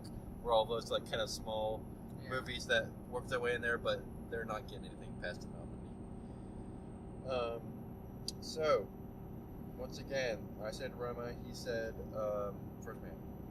Then we got short film. Now we're getting into the who knows. I think all the short film nominees were like available to the public to watch. Yeah, actually, I was meaning to. I looked up what documentaries were on Netflix. There's a couple. I think there's only. I think there's only one long form documentary that's on there, and then there's like two of the short ones that are on there. And then the short films I forgot to look up. I meant to watch all of them But because I'm trying to watch more of stuff like that. short film live action. The nominees are Detainment, Fauve, spelled Fauve. I don't know how that's pronounced. Marguerite, Mother, and Skin. I'm gonna go with Mother because just a nod to our boy Darren Aronofsky. Although You haven't even seen Mother. completely unrelated to Darren Aronofsky's Mother. I'm going Fauve. Do you know Because the anything name. about these? No. That's what I'm That was the comparing funny them. thing. Last year, I guessed them based off the names I thought was coolest, and I got a couple of them right for like the short documentaries. Documentary, I guessed Icarus, and then it won, and then I watched it, and I was like, yeah, Icarus is a very good documentary. Alright. I need to watch more documentaries and stuff. I need to branch out on So the last one we did was short film live action. Guess what the next one is? Short film animation. You got it right. You win $10. Congratulations. Just bow on it. 1 second. It is. I remember that one. Short film. I'm probably gonna pick it because it's Animation. Did you see that animation, that Pixar animation that just released the other day on YouTube? It's called it's like Cat Dog or something. It's not literally Cat Dog. It's a dog in a box kit box, something like that. It's like a boxer dog and a cat and this little kid, and it's a touching picture. Anyway, that's not nominated because it just came out. Anyway, the nominees are Animal Behavior, Bow, Late Afternoon, One Small Step, and Weekends. Bow. Is One Small Step related to the moon landing? Maybe. Do the Pixar Disney ones win a lot? I have no clue. Because I have no clue. I'm gonna go with One Small Step because I like the moon. It's probably about like a kid learning to walk and growing up, and the parents watching. And then he becomes an astronaut. It's Neil Armstrong's childhood. So you went with Bow. Yeah. All right. Who knows what's gonna win? We'll put a big star next to who get it right. Yeah. Okay, Except and for then one they thing. have Best Picture, so we're gonna skip over that. We'll skip that one. Production design. Okay. 1 second. Production design. This is another one that I think it's gonna go to something a little more deserving. The nominees are Black Panther. Black Panther got so many dang things. The Favorite, First Man, Mary Poppins Returns, and Roma. I'm gonna go with The Favorite, and I want The Favorite to win. I think you should watch Black Panther soon, just because it got nominated. Break your MCU streak. I'm not doing it. You should. It's not even pure. You've seen. Well, no, because the streak was, I watched some before it became, hey, releasing 4 movies a year, and then they started releasing 4 movies a year. So then now I'm like, no, I'm out. I'm done. I'm not doing this anymore. Yeah, but you should break it for Best Picture. Anyway, your prediction. I think they're going to throw a bone its way, and I think they're going to upset, not give that to The Favorite, and not give that. I think they're going to give it to Black Panther. That movie's does have production. It's got good production design, so it's not totally undeserving. Here's my hope for this Oscars. I really have, as I've said multiple times, I have no clue what is going to happen tonight. What my hope is that they're actually going to give all these awards to things that are somewhat good and deserving, and the mainstream was just for nominees, and they're not going to go any farther than nominees. So you think it's like I don't think 2009? that's my hope. I don't think that's actually what's going to happen. That's my hope. You're hoping for when Avatar was nominated. Best With that said, I did say Green Book is going to win Best Original Screenplay, and I will. That's going to fucking suck when that happens. You're gonna lose your shit. I'm swearing a lot. It's just very angry. Goddamn fucking Green Book. Fucking Clint Eastwood and his dang Yo Sicario, damn the Soldado book. They should mix those into one movie. We should edit those together. Alright, now we got music original song. I don't think we really even need to say anything. Shallow. Yeah. Music original song. Although, I will say, I like Shallow. Shallow's really good. I think All the Stars is better. But anyway, I'll read the nominees in a second. It could potentially get one. It could potentially win. Because Kendrick Lamar is just so good. He is. That's why I actually think Black Panther had a really good soundtrack. Yeah. Because he curated the whole James thing. Blake's on it. Yeah, he's on 2 songs. Anyway, the nominees are All the Stars, All the Stars from Black Panther, I'll Fight from RBG, The Place Where Lost Things Go from Mary Poppins Returns, Shallow from A Star Is Born, and When a Cowboy Trades His Spurs for Wings from The Ballad of Buster Scruggs. And then we both went with Shallow. Shallow with the chance of the Black Panther one. Oh, and also on production design, I think there's a chance Mary Poppins could get it. So there's 2 asterisks. I usually pick 2 for everything because I can see multiple winners. Next, we have music original score. The nominees are Black Panther, which the score isn't as good as the soundtrack. Anyway, Black Klansman. If Beale Street Could Talk, Isle of Dogs, Mary Poppins Returns. I'm not sure where to go. I've heard if Beale Street Could Talk is very good. I think Bill Street. I think that's where I'm leaning. I think every category Bill It's Street. not going to be Isle of Dogs because he won last year. Alexander Desplat. Any movie Bill Street's nominated in, it's going to win. They just give it very few nominations. Yeah. Beale Street. That's a double Beale Street. 2 Bill Streets, 1 nomination. Turns out Beale Street could talk, and it's singing. Oh, that was bad. Oh, no. That sounds like somebody that enjoyed Green Book would say. Oh, God. Man, it's so windy. It's nice. Next, we got makeup and hairstyling. I'm not even looking at the nominees. I'm saying the favorite. Let me read the nominees in a second.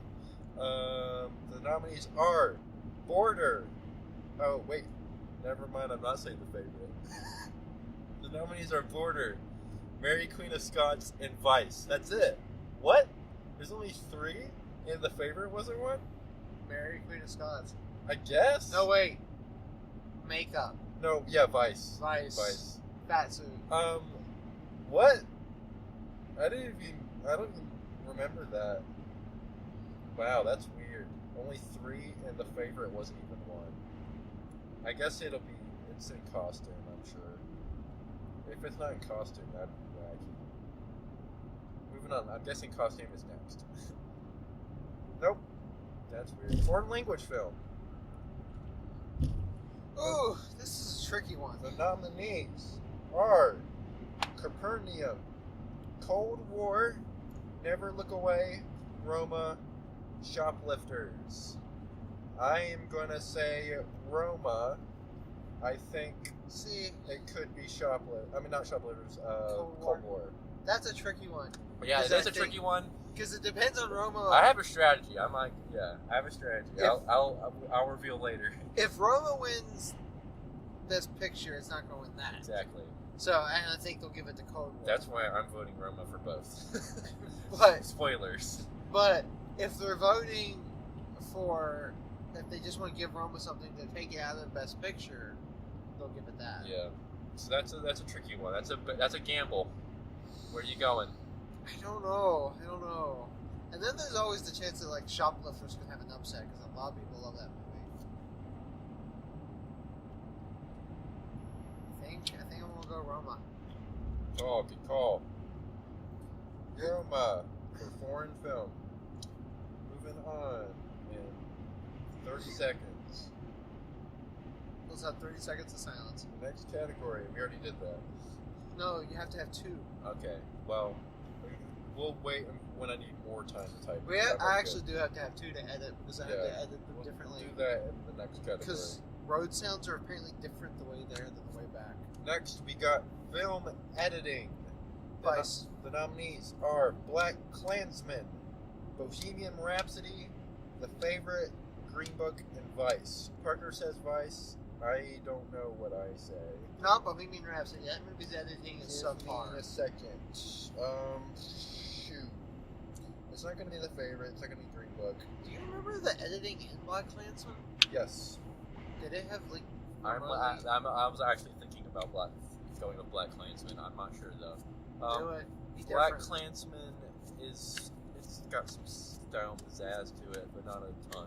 It's more of the cinematography, I'd say. It's where the style comes from mostly from that.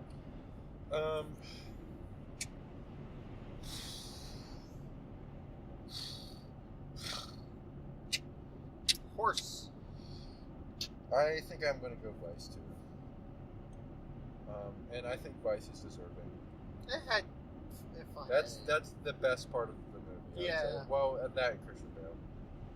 Amy Adams. And now 30 seconds of silence.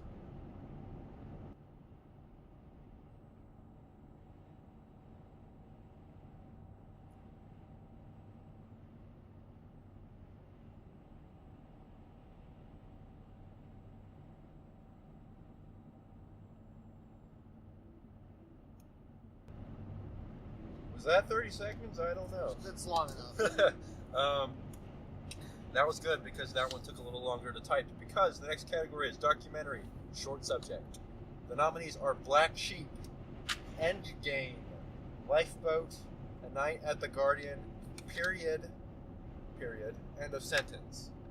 I like period, end of sentence. I like the title. I'm not going with that. I'm going with Endgame because Endgame sounds like it's something that would win. Although Black Sheep also sounds cool. I'm going with Black Sheep. Okay, so We are horrible movie people, and we have not seen any of these, so we're picking by name. Period and a sentence, I think, is on Netflix. I think I that's a good name because it's like about words, you know. And the next, I still need to watch Heroin. Yeah, me too. You need to watch Icarus too.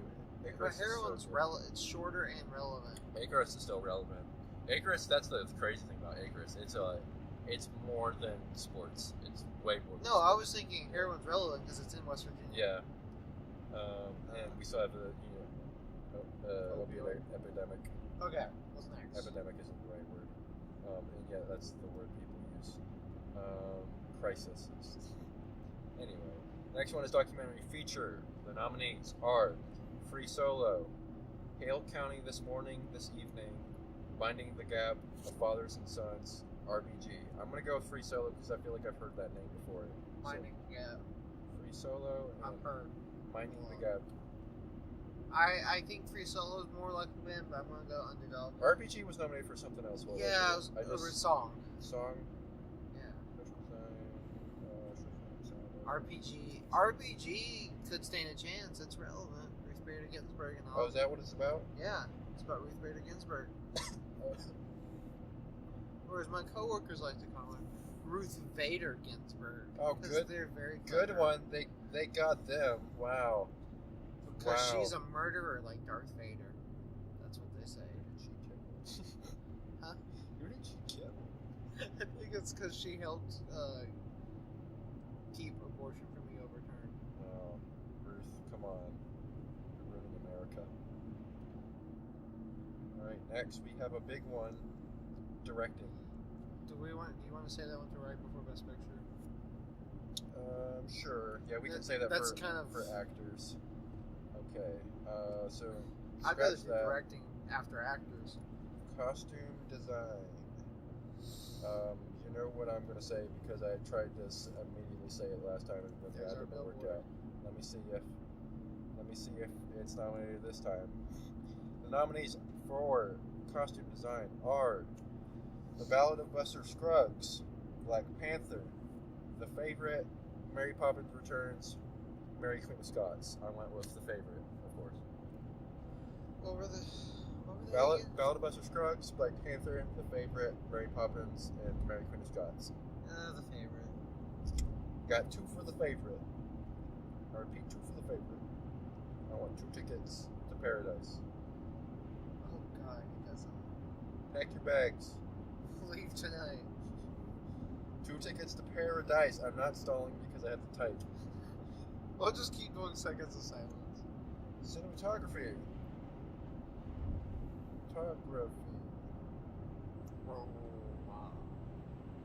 Cinematography. The nominees are. 1 second, I gotta put a colon. The nominees are Cold War, The Favorite, Never Look Away, Roma, and A Star Is Born. You say Roma? I think I'm saying Roma. The Star Is Born's kind of pretty, but Roma. Favorite's like not pretty but stylish. That's what I would say.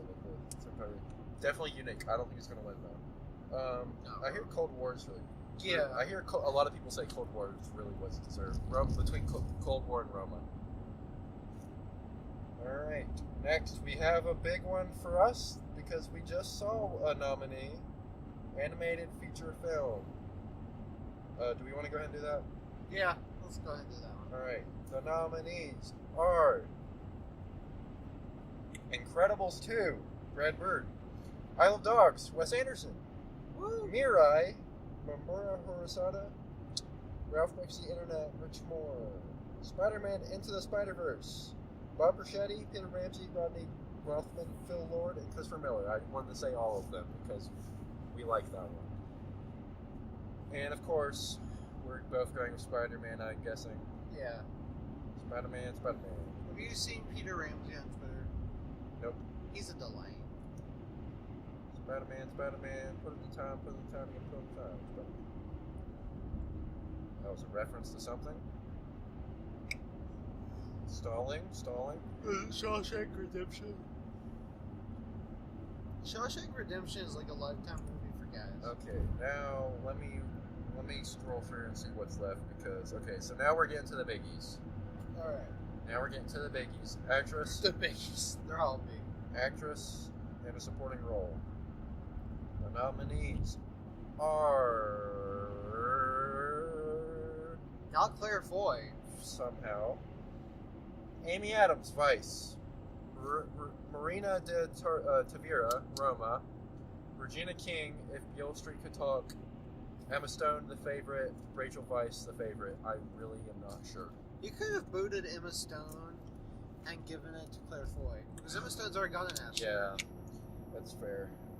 I really am not sure. Regina King for If Beale Street Could Talk, Parker says.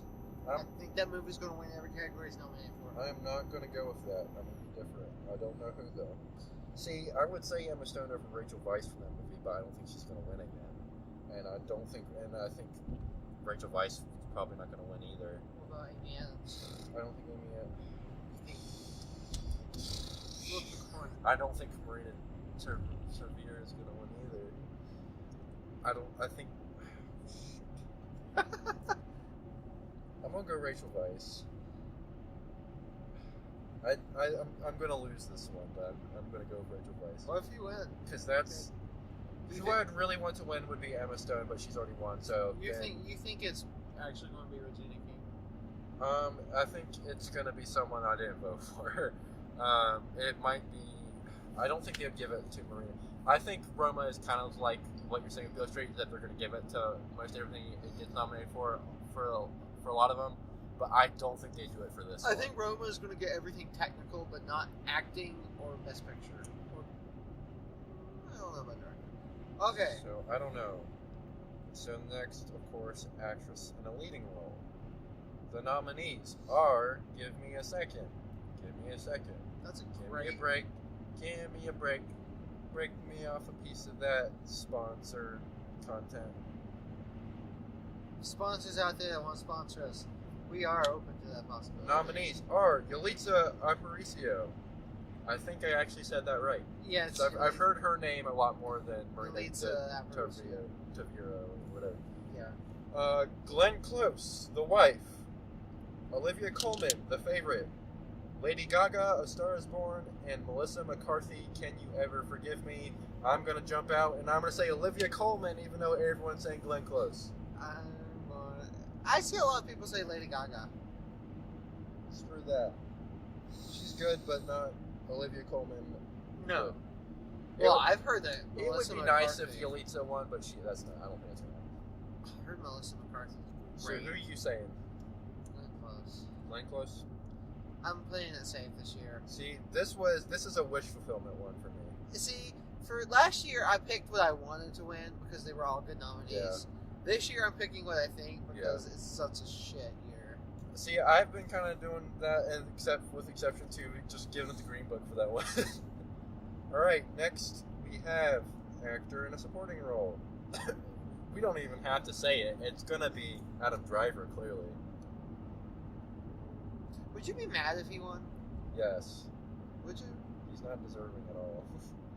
I mean, I love Adam Driver, but like over other people that are nominated, no way. The nominees are Mahershala Ali for Green Book, Adam Driver for Black Klansman, Sam Elliott of Star Is Born, Richard E. Grant, Can You Ever Forgive Me, Sam Rockwell, Vice. So here's the thing: Mahershala Ali's already won for supporting actor, but I don't know who else to say. You know, like I don't know who else it would be. I think Richard E. Grant. I hear a lot of people mention him. It's not gonna be Sam Rockwell. He won last year. It could be Richard E. Grant. I It's want Sam Elliott. Yeah, I don't think it's gonna be so much. But I think it's going to be Mahershala. I'm gonna go Mahershala Ali. Yeah, I think it's going to be him. But I do think there's a good chance for Richard E. Grant. That's crazy because he's gonna win 2 Oscars like Same almost one. back to back. Yeah, the same one almost back to back. That's kind of a shame too. He needs to be he needs a good leading role. You need to get him a leading Oscar. He's such a delightful person. You hear him talk. I loved his Oscar speech. Did you watch that No. for Moonlight? It was really good. Did you see where the woman asked him, "What's it like being the first Muslim Oscar winner?" And he was like, "Well, I don't really think that's relevant." And went on about the art and the craft of it all and filmmaking. I was just like, He should have been like. it was so dignified. He should have been like, how about just a person getting an award? Because I'm a person. Thank you for boiling me down to a Muslim. He's so wonderful. Yeah. I've heard that True Detective season 3 is really Oh, yeah. good. It's I've because heard of so. him. Season 2, everyone says like was bad. Well, I've heard more people say it's just all right. It's good. But, Everyone said the first one. but like the first one was like blow you away good, and then after that it's like all right. It was part of the reconnaissance. All right, we got a big boy. We got a big boy actor in a leading role. The nominees are Christian Bale for Vice, Bradley Cooper, A Star Is Born, Willem Dafoe, At Eternity's Gate, Rami Malek for Bohemian Rhapsody, Viggo Mortensen, Green Book. Why even nominate him? I'm not even sure. I think it's probably I know who. Christian Bale I and know. Rami. I am saying Rami because I've seen more people say him than Christian Bale. I feel like Christian Bale probably did a better job. Oh, absolutely. But I've seen more people who say they want him to win because they prefer Bohemian Rhapsody. It's more popular. I think Rami's going to win. Which is sad. I don't want Rami to be known for Bohemian Rhapsody. He's a good actor. See, and at the Globes, both Rami and Christian Bale won somehow because of the weird, funky awards they do. I don't know. Like, I don't think it's gonna be Viggo. I don't think Viggo. No. It's going to be one of those. I so much want Willem Dafoe or Bradley Cooper. I think man. you're going to have to. This is gonna. I'm gonna have to stop watching when it gets to that one because like I'm not gonna like whatever wins. I think Like you're. I wouldn't be so angry if Christian Bale won, but either way I'm gonna be really sad because 1, Ethan Hawke didn't even get nominated. Yeah. 2, Ryan Gosling didn't even get nominated. It should have been Ryan Gosling instead of Viggo Mortensen. Yeah. Or of course Ethan Hawke. But I mean, First Man, I feel like Ryan Gosling would get it before Ethan Hawke would. Especially considering it's got more nominations than First Reformed did. I think you should go Christian Bale just to be opposite. I think I'm gonna go Christian Bale. Yeah. It's one of the two. That's who I want to win out of the people I think. Yeah, out of the two. Because And I it like wasn't Christian a bad Bale. performance. And Christian Bale is a really good. Well, Rami Malek's really good too. I don't want to like short Rami Malek, but I don't He's think not he's good that in that good in that movie. movie. Yeah. No. But I mean, granted, he has nothing to work with. Now we're jumping back to writing. Right? Or did we do writing? I think we skipped writing, right? Writing? No, we did writing. Yeah, we I'm did. crazy. We did adapted and original. Okay, so we're going back to director. Yeah, that's Have we done leading actress? yes, right? Oh, we did. Yeah. Yes, a lady called me Glenn Close. So now it's director and best Now picture. it's director and best picture. The two big ones. Roll the drum roll as I type. All right, let me find director in here. Blah, blah, blah, blah, blah, blah, blah. There's best picture.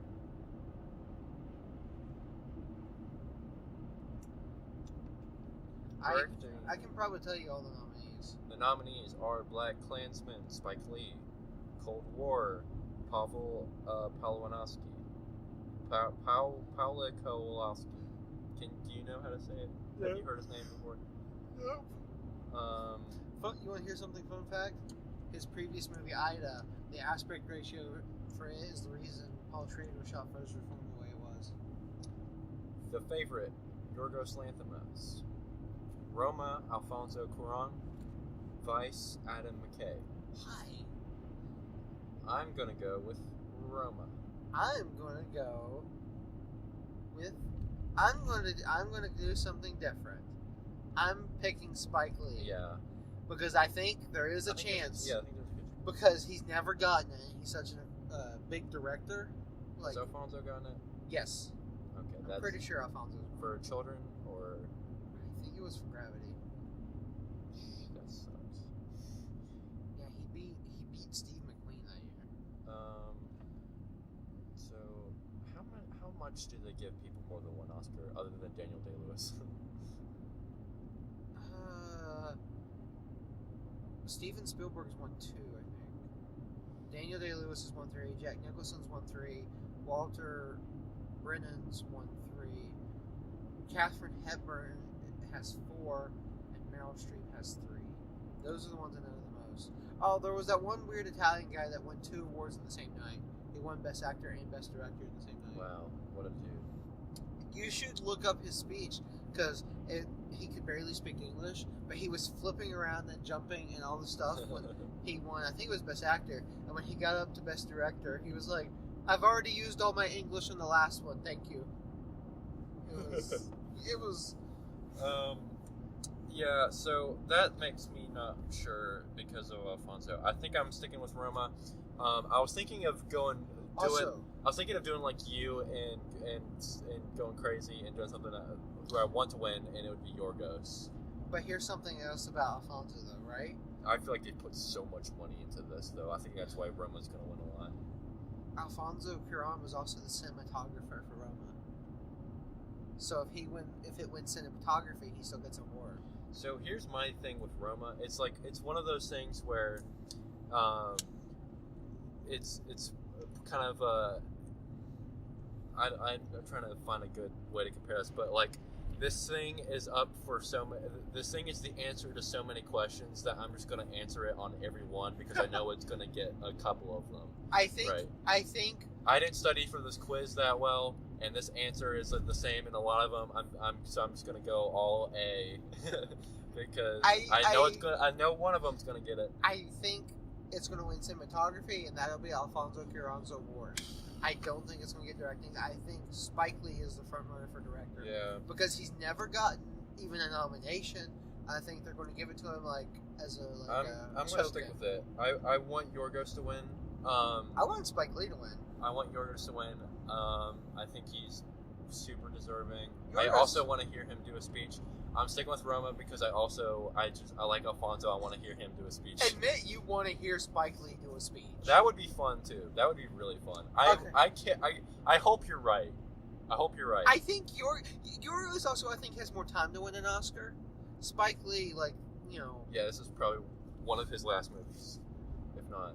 I don't think he's not. He's not that old. He's only 62. I know, but he's made a lot of movies. I feel like. I think this is his last chance to get nominated. He's made a lot of movies. He's probably going to make a few more, but they're going to be way more spaced out. It's going to be a while before we hear from him.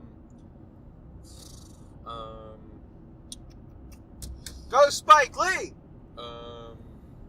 Yeah, that would be fun if he did a speech. So now we're going to the big boy. I've said the big boy like 3 times now. It's not Timothée Chalamet. I'm really happy Peter Farrelly wasn't nominated for Best Director. I would eat my foot. Is that your Oscar prediction every year? I'll eat my foot. What are you gonna do when it actually happens? Or whatever. What's his name? Brett Ratner. Is that the dude from Bohemian Rhapsody? Brian Singer. But they're all rapist pedophiles. Yeah. So do we want to say anything else before we jump to the big picture? I'm gonna say this. We'll do finished big picture, but I want to give some ceremony predictions before we're done because we still got time. Ceremony predictions. It's gonna be awkward as hell. I've got a whole thing. I've been thinking about this. I haven't been thinking about this, so it's gonna be all you.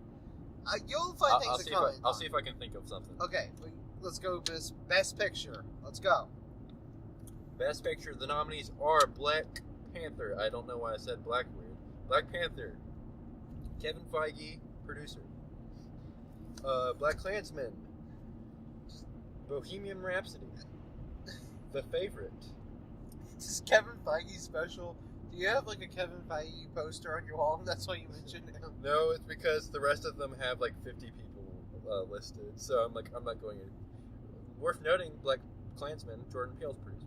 Yeah. Spike Lee. Yep. Bohemian Rhapsody. Okay, let me just go again. I've lost my. Black Panther, Black Klansman, Bohemian Rhapsody, The Favorite, Green Book, Roma, A Star Is Born, and Vice. No Beale Street, even though they could have had another one. They could have had 2 more. They had 2 more They slots. could have had Beale Street. They could have had First Reformed, First Man, Attorney's Gate. Could have thrown Cold War in there if they want to be spicy and get 2 foreigns in there. Spider-Man Into the Spider-Verse. Hell yeah. So I've already, spoiled what my vote is. Roma! Alfonso's gonna, and he's gonna have Yalitza do the speech, acceptance speech. That's my prediction. Dude, that would be cool as hell. She doesn't speak any English though. Does she not? Not really. I'll have a translator. I'll read it. Remember when what's his face? That video I sent you, or I talked about it. What's his name? Marlon Brando. Marlon Brando, yeah, had the Native American woman go up there and people booed her. That was a different time. That was sad. That was a different time. I watched that and it made me sad that they were If he booing did her. that today, did I send you the intervw he did talking about it? It was really good. You did, but I didn't watch it. It was really good. What'd he say? It was him talking about how much he was surprised and disappointed by the response and how he understands.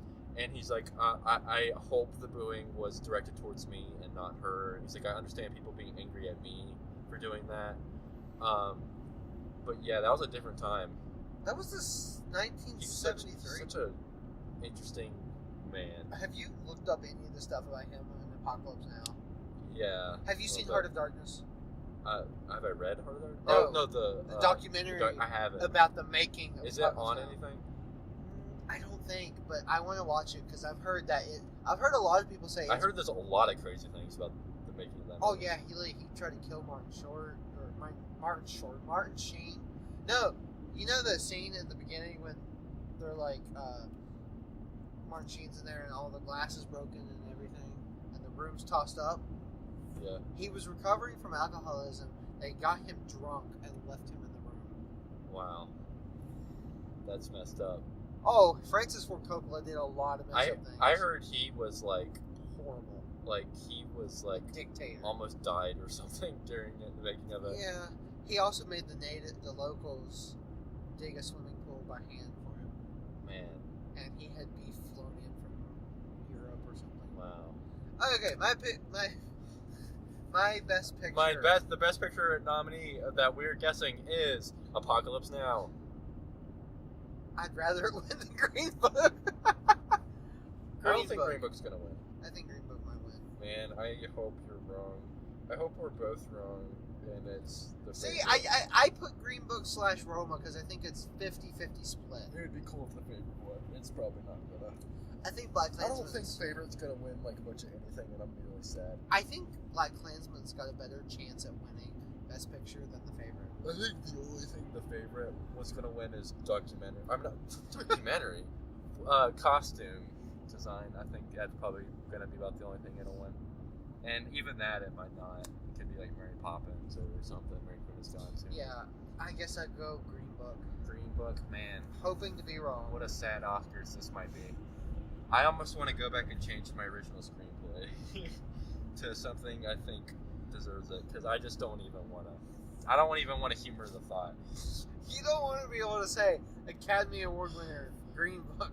Peter Farrelly, what's his name? Valonga. Valonga. Man, what else was nominated for that? Original screenplay, The First Favorite, Reformed. First Reformed, That's all you need. Roma, Vice.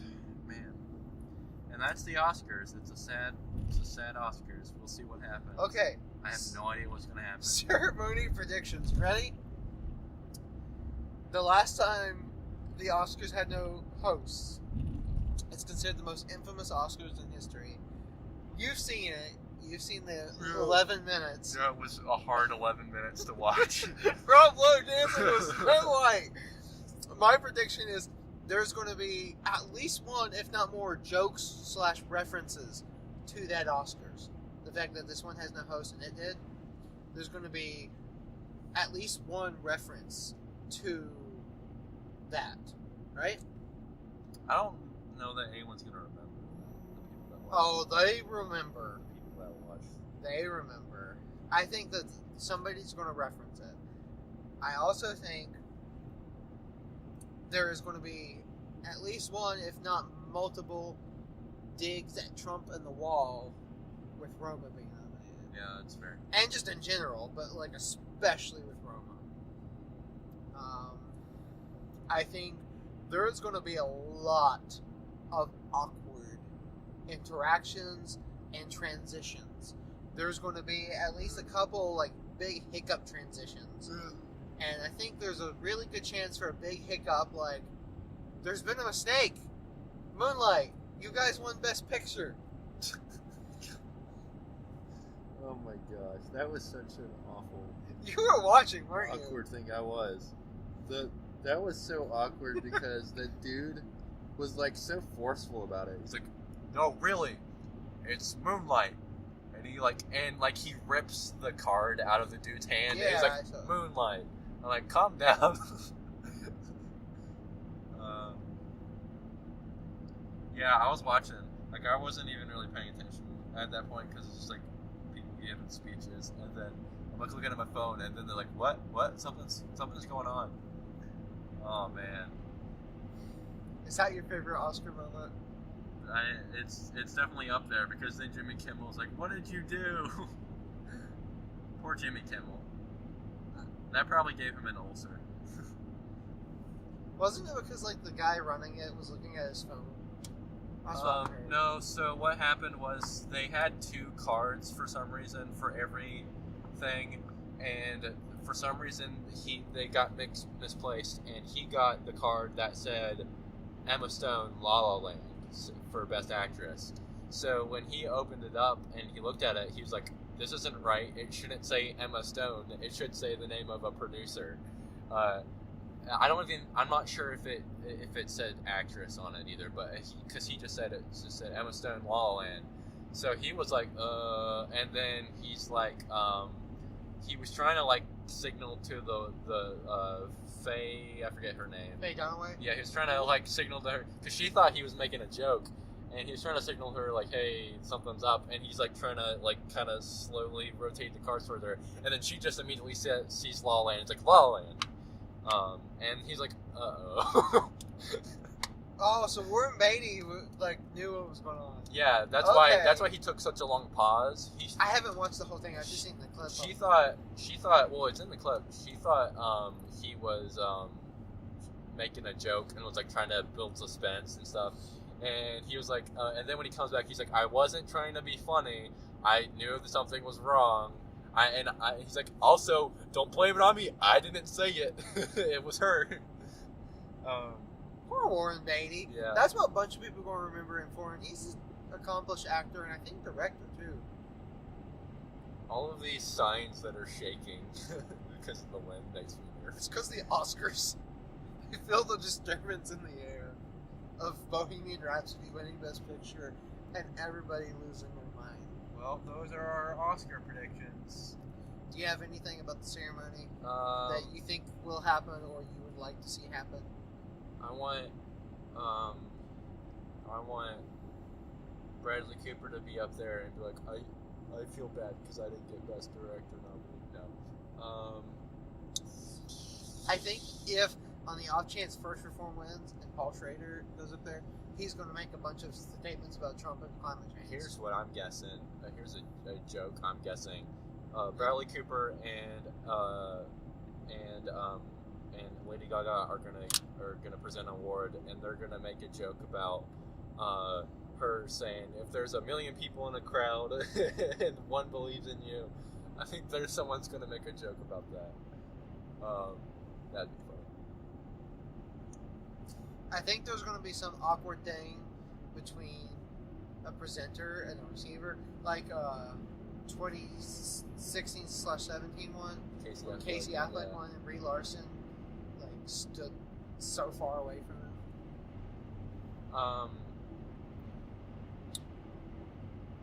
I lost my train of thought. You think about Casey Affleck right here. Yeah, well, no, I was thinking about something, and then you said Casey Affleck, and then now just ruined my train of thought. Did you see the SNL Celebrity Jeopardy of the Oscar nominees? No. That was last week. I didn't send that to you. It was pretty funny because it was like Sam Elliott and Lady Gaga and Bradley Cooper and Spike Lee and I don't remember who else. But it was funny because they had the person being Bradley Cooper make the joke of like yeah, my movie is like revolutionary. He's like has got his arm around Lady Gaga. He's like I was crazy and really bold and like I made a movie about a singer and I cast a singer because everyone was like everyone's talking about how he took such a big risk casting Lady Gaga and all that. It's like I took such a big risk with this movie. I make a movie about a singer. I cast a singer. Yeah. And that was pretty funny because I think that is kind of a funny thing to give the movie credit for. It's like in Rocky Balboa, they cast a boxer as a boxer, except it didn't work very well because he couldn't act. Sylvester Stallone or no? Okay, I was like, it was he the wasn't guy. a boxer. It was the guy he was boxing Yeah. against. So Because he was like, I think it'd be easier to teach a boxer how to act than an actor how to box. And I was like, I don't know if that's true, Sylvester. Also, stop.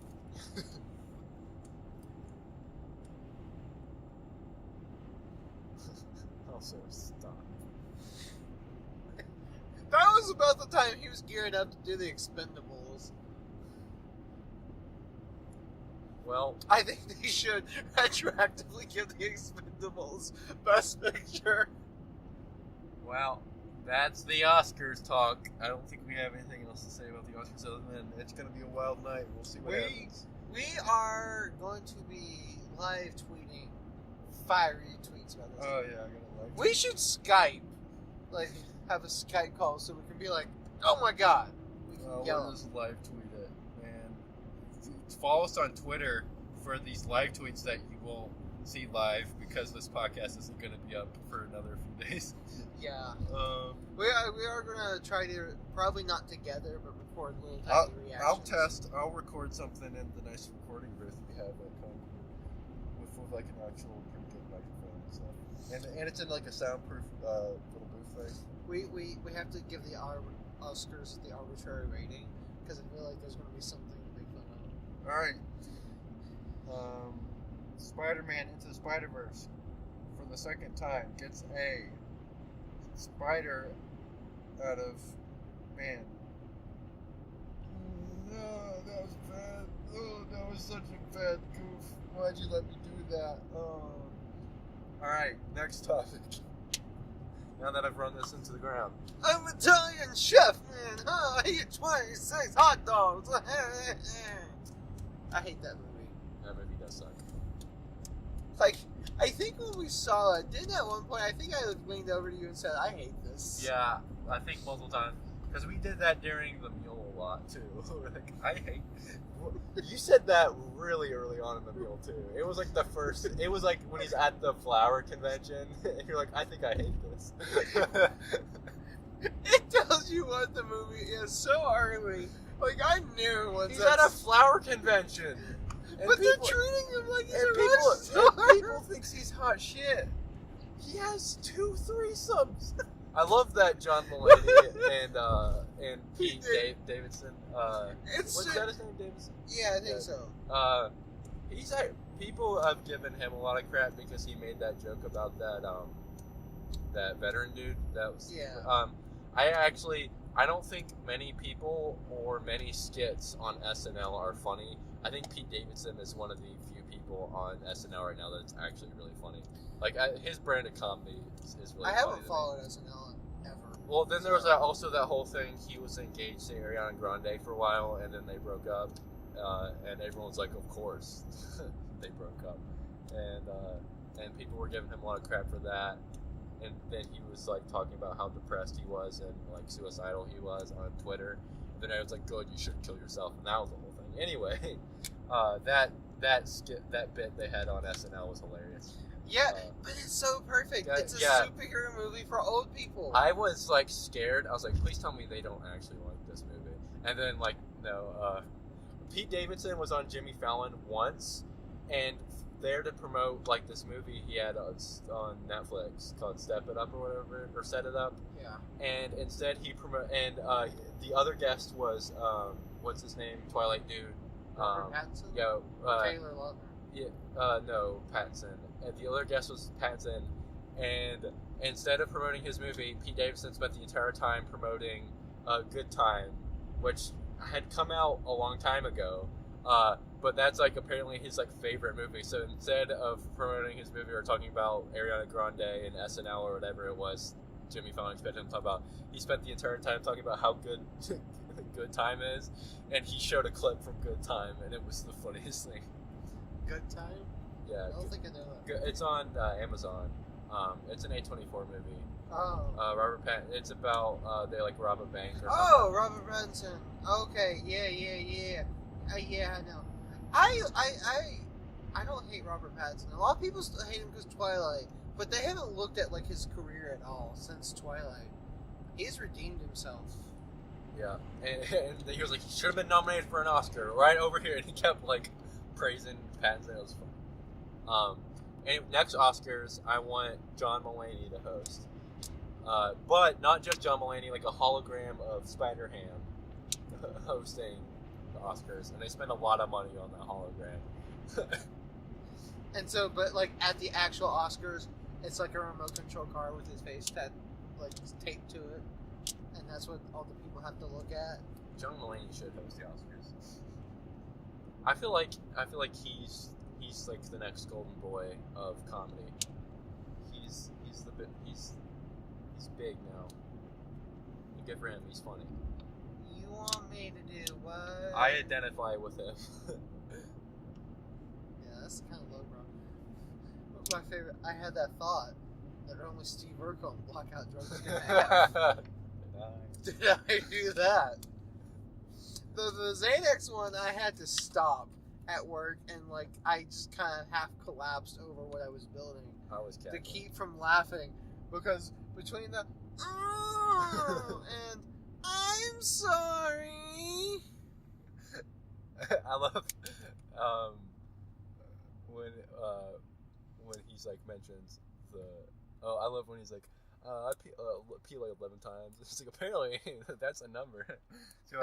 And then too many times. That's too many times. I like when he's like, the doctor asks, he's like, I pee a lot, and the doctor's like, oh, me too, crazy, right? And then he's like, I bet you guys know, some of you are ahead of me, and I started laughing because I've been there. I've been there, John Mulaney. You tried to get Xanax and you told No. your doctor you peed 11 times. No, I've had a doctor have to do that kind of exam to me before. Oh. On multiple occasions. Actually, Oh. actually Oh. probably like 3 or 4 times. Oh. Yeah. And you're not even 21. Love butt stuff. We know what's in your future. Well, no, so it wasn't. One time it was for a prostate thing. The other times it was for butt stuff. For butt stuff. The other times it was for I was like, Doc, you just put a finger on my butt. I have a guy at work that actually is looking for a female doctor to give him a prostate It exam. was a woman doctor one time too. Because he thinks it would be fun, because he saw that in porn once. Oh, good. I liked that person already. Yeah, he's. Yeah, the other time it was for butt stuff. Did you know Satanists? I have a lot of digestive problems, okay? Did you know Satanists love anal? I did not know that. Because I saw the bits of this video. It was I'm glad I know that now. it was law enforcement training for Satanist cults was the name of the video. And there was like one part where this guy had a mullet that's a priest with a mullet. And he's taking through a parking lot. And he's like, satanic cults like to use this parking lot. And interestingly enough, the homosexuals, I think they're very similar. And then he just keeps on going. You're like, what? Gosh. And then they're like, things Satanists like to do. And it lists all these holidays. And it says what they like to do on these holidays. It was like every time it was like anal. And so the guys watching it just put together a compilation. It's just like anal, anal, anal, anal, anal, anal, anal, anal. I'm just really glad that something you said on the podcast was, you know, something Satan is like anal. No, I did not know that. I was gonna go with Satan. I was gonna go with the devil. But no, anal. And that's the end of this podcast, except for our, hopefully we record something else after this. I think we should have just ended it on the word anal. We have nothing to score. We'll have to do that later whenever we send the Oscars. We'll score the Oscars. Oh, anal. Okay. Anyway. What are we most looking forward to for the Oscars? Being just heartbroken.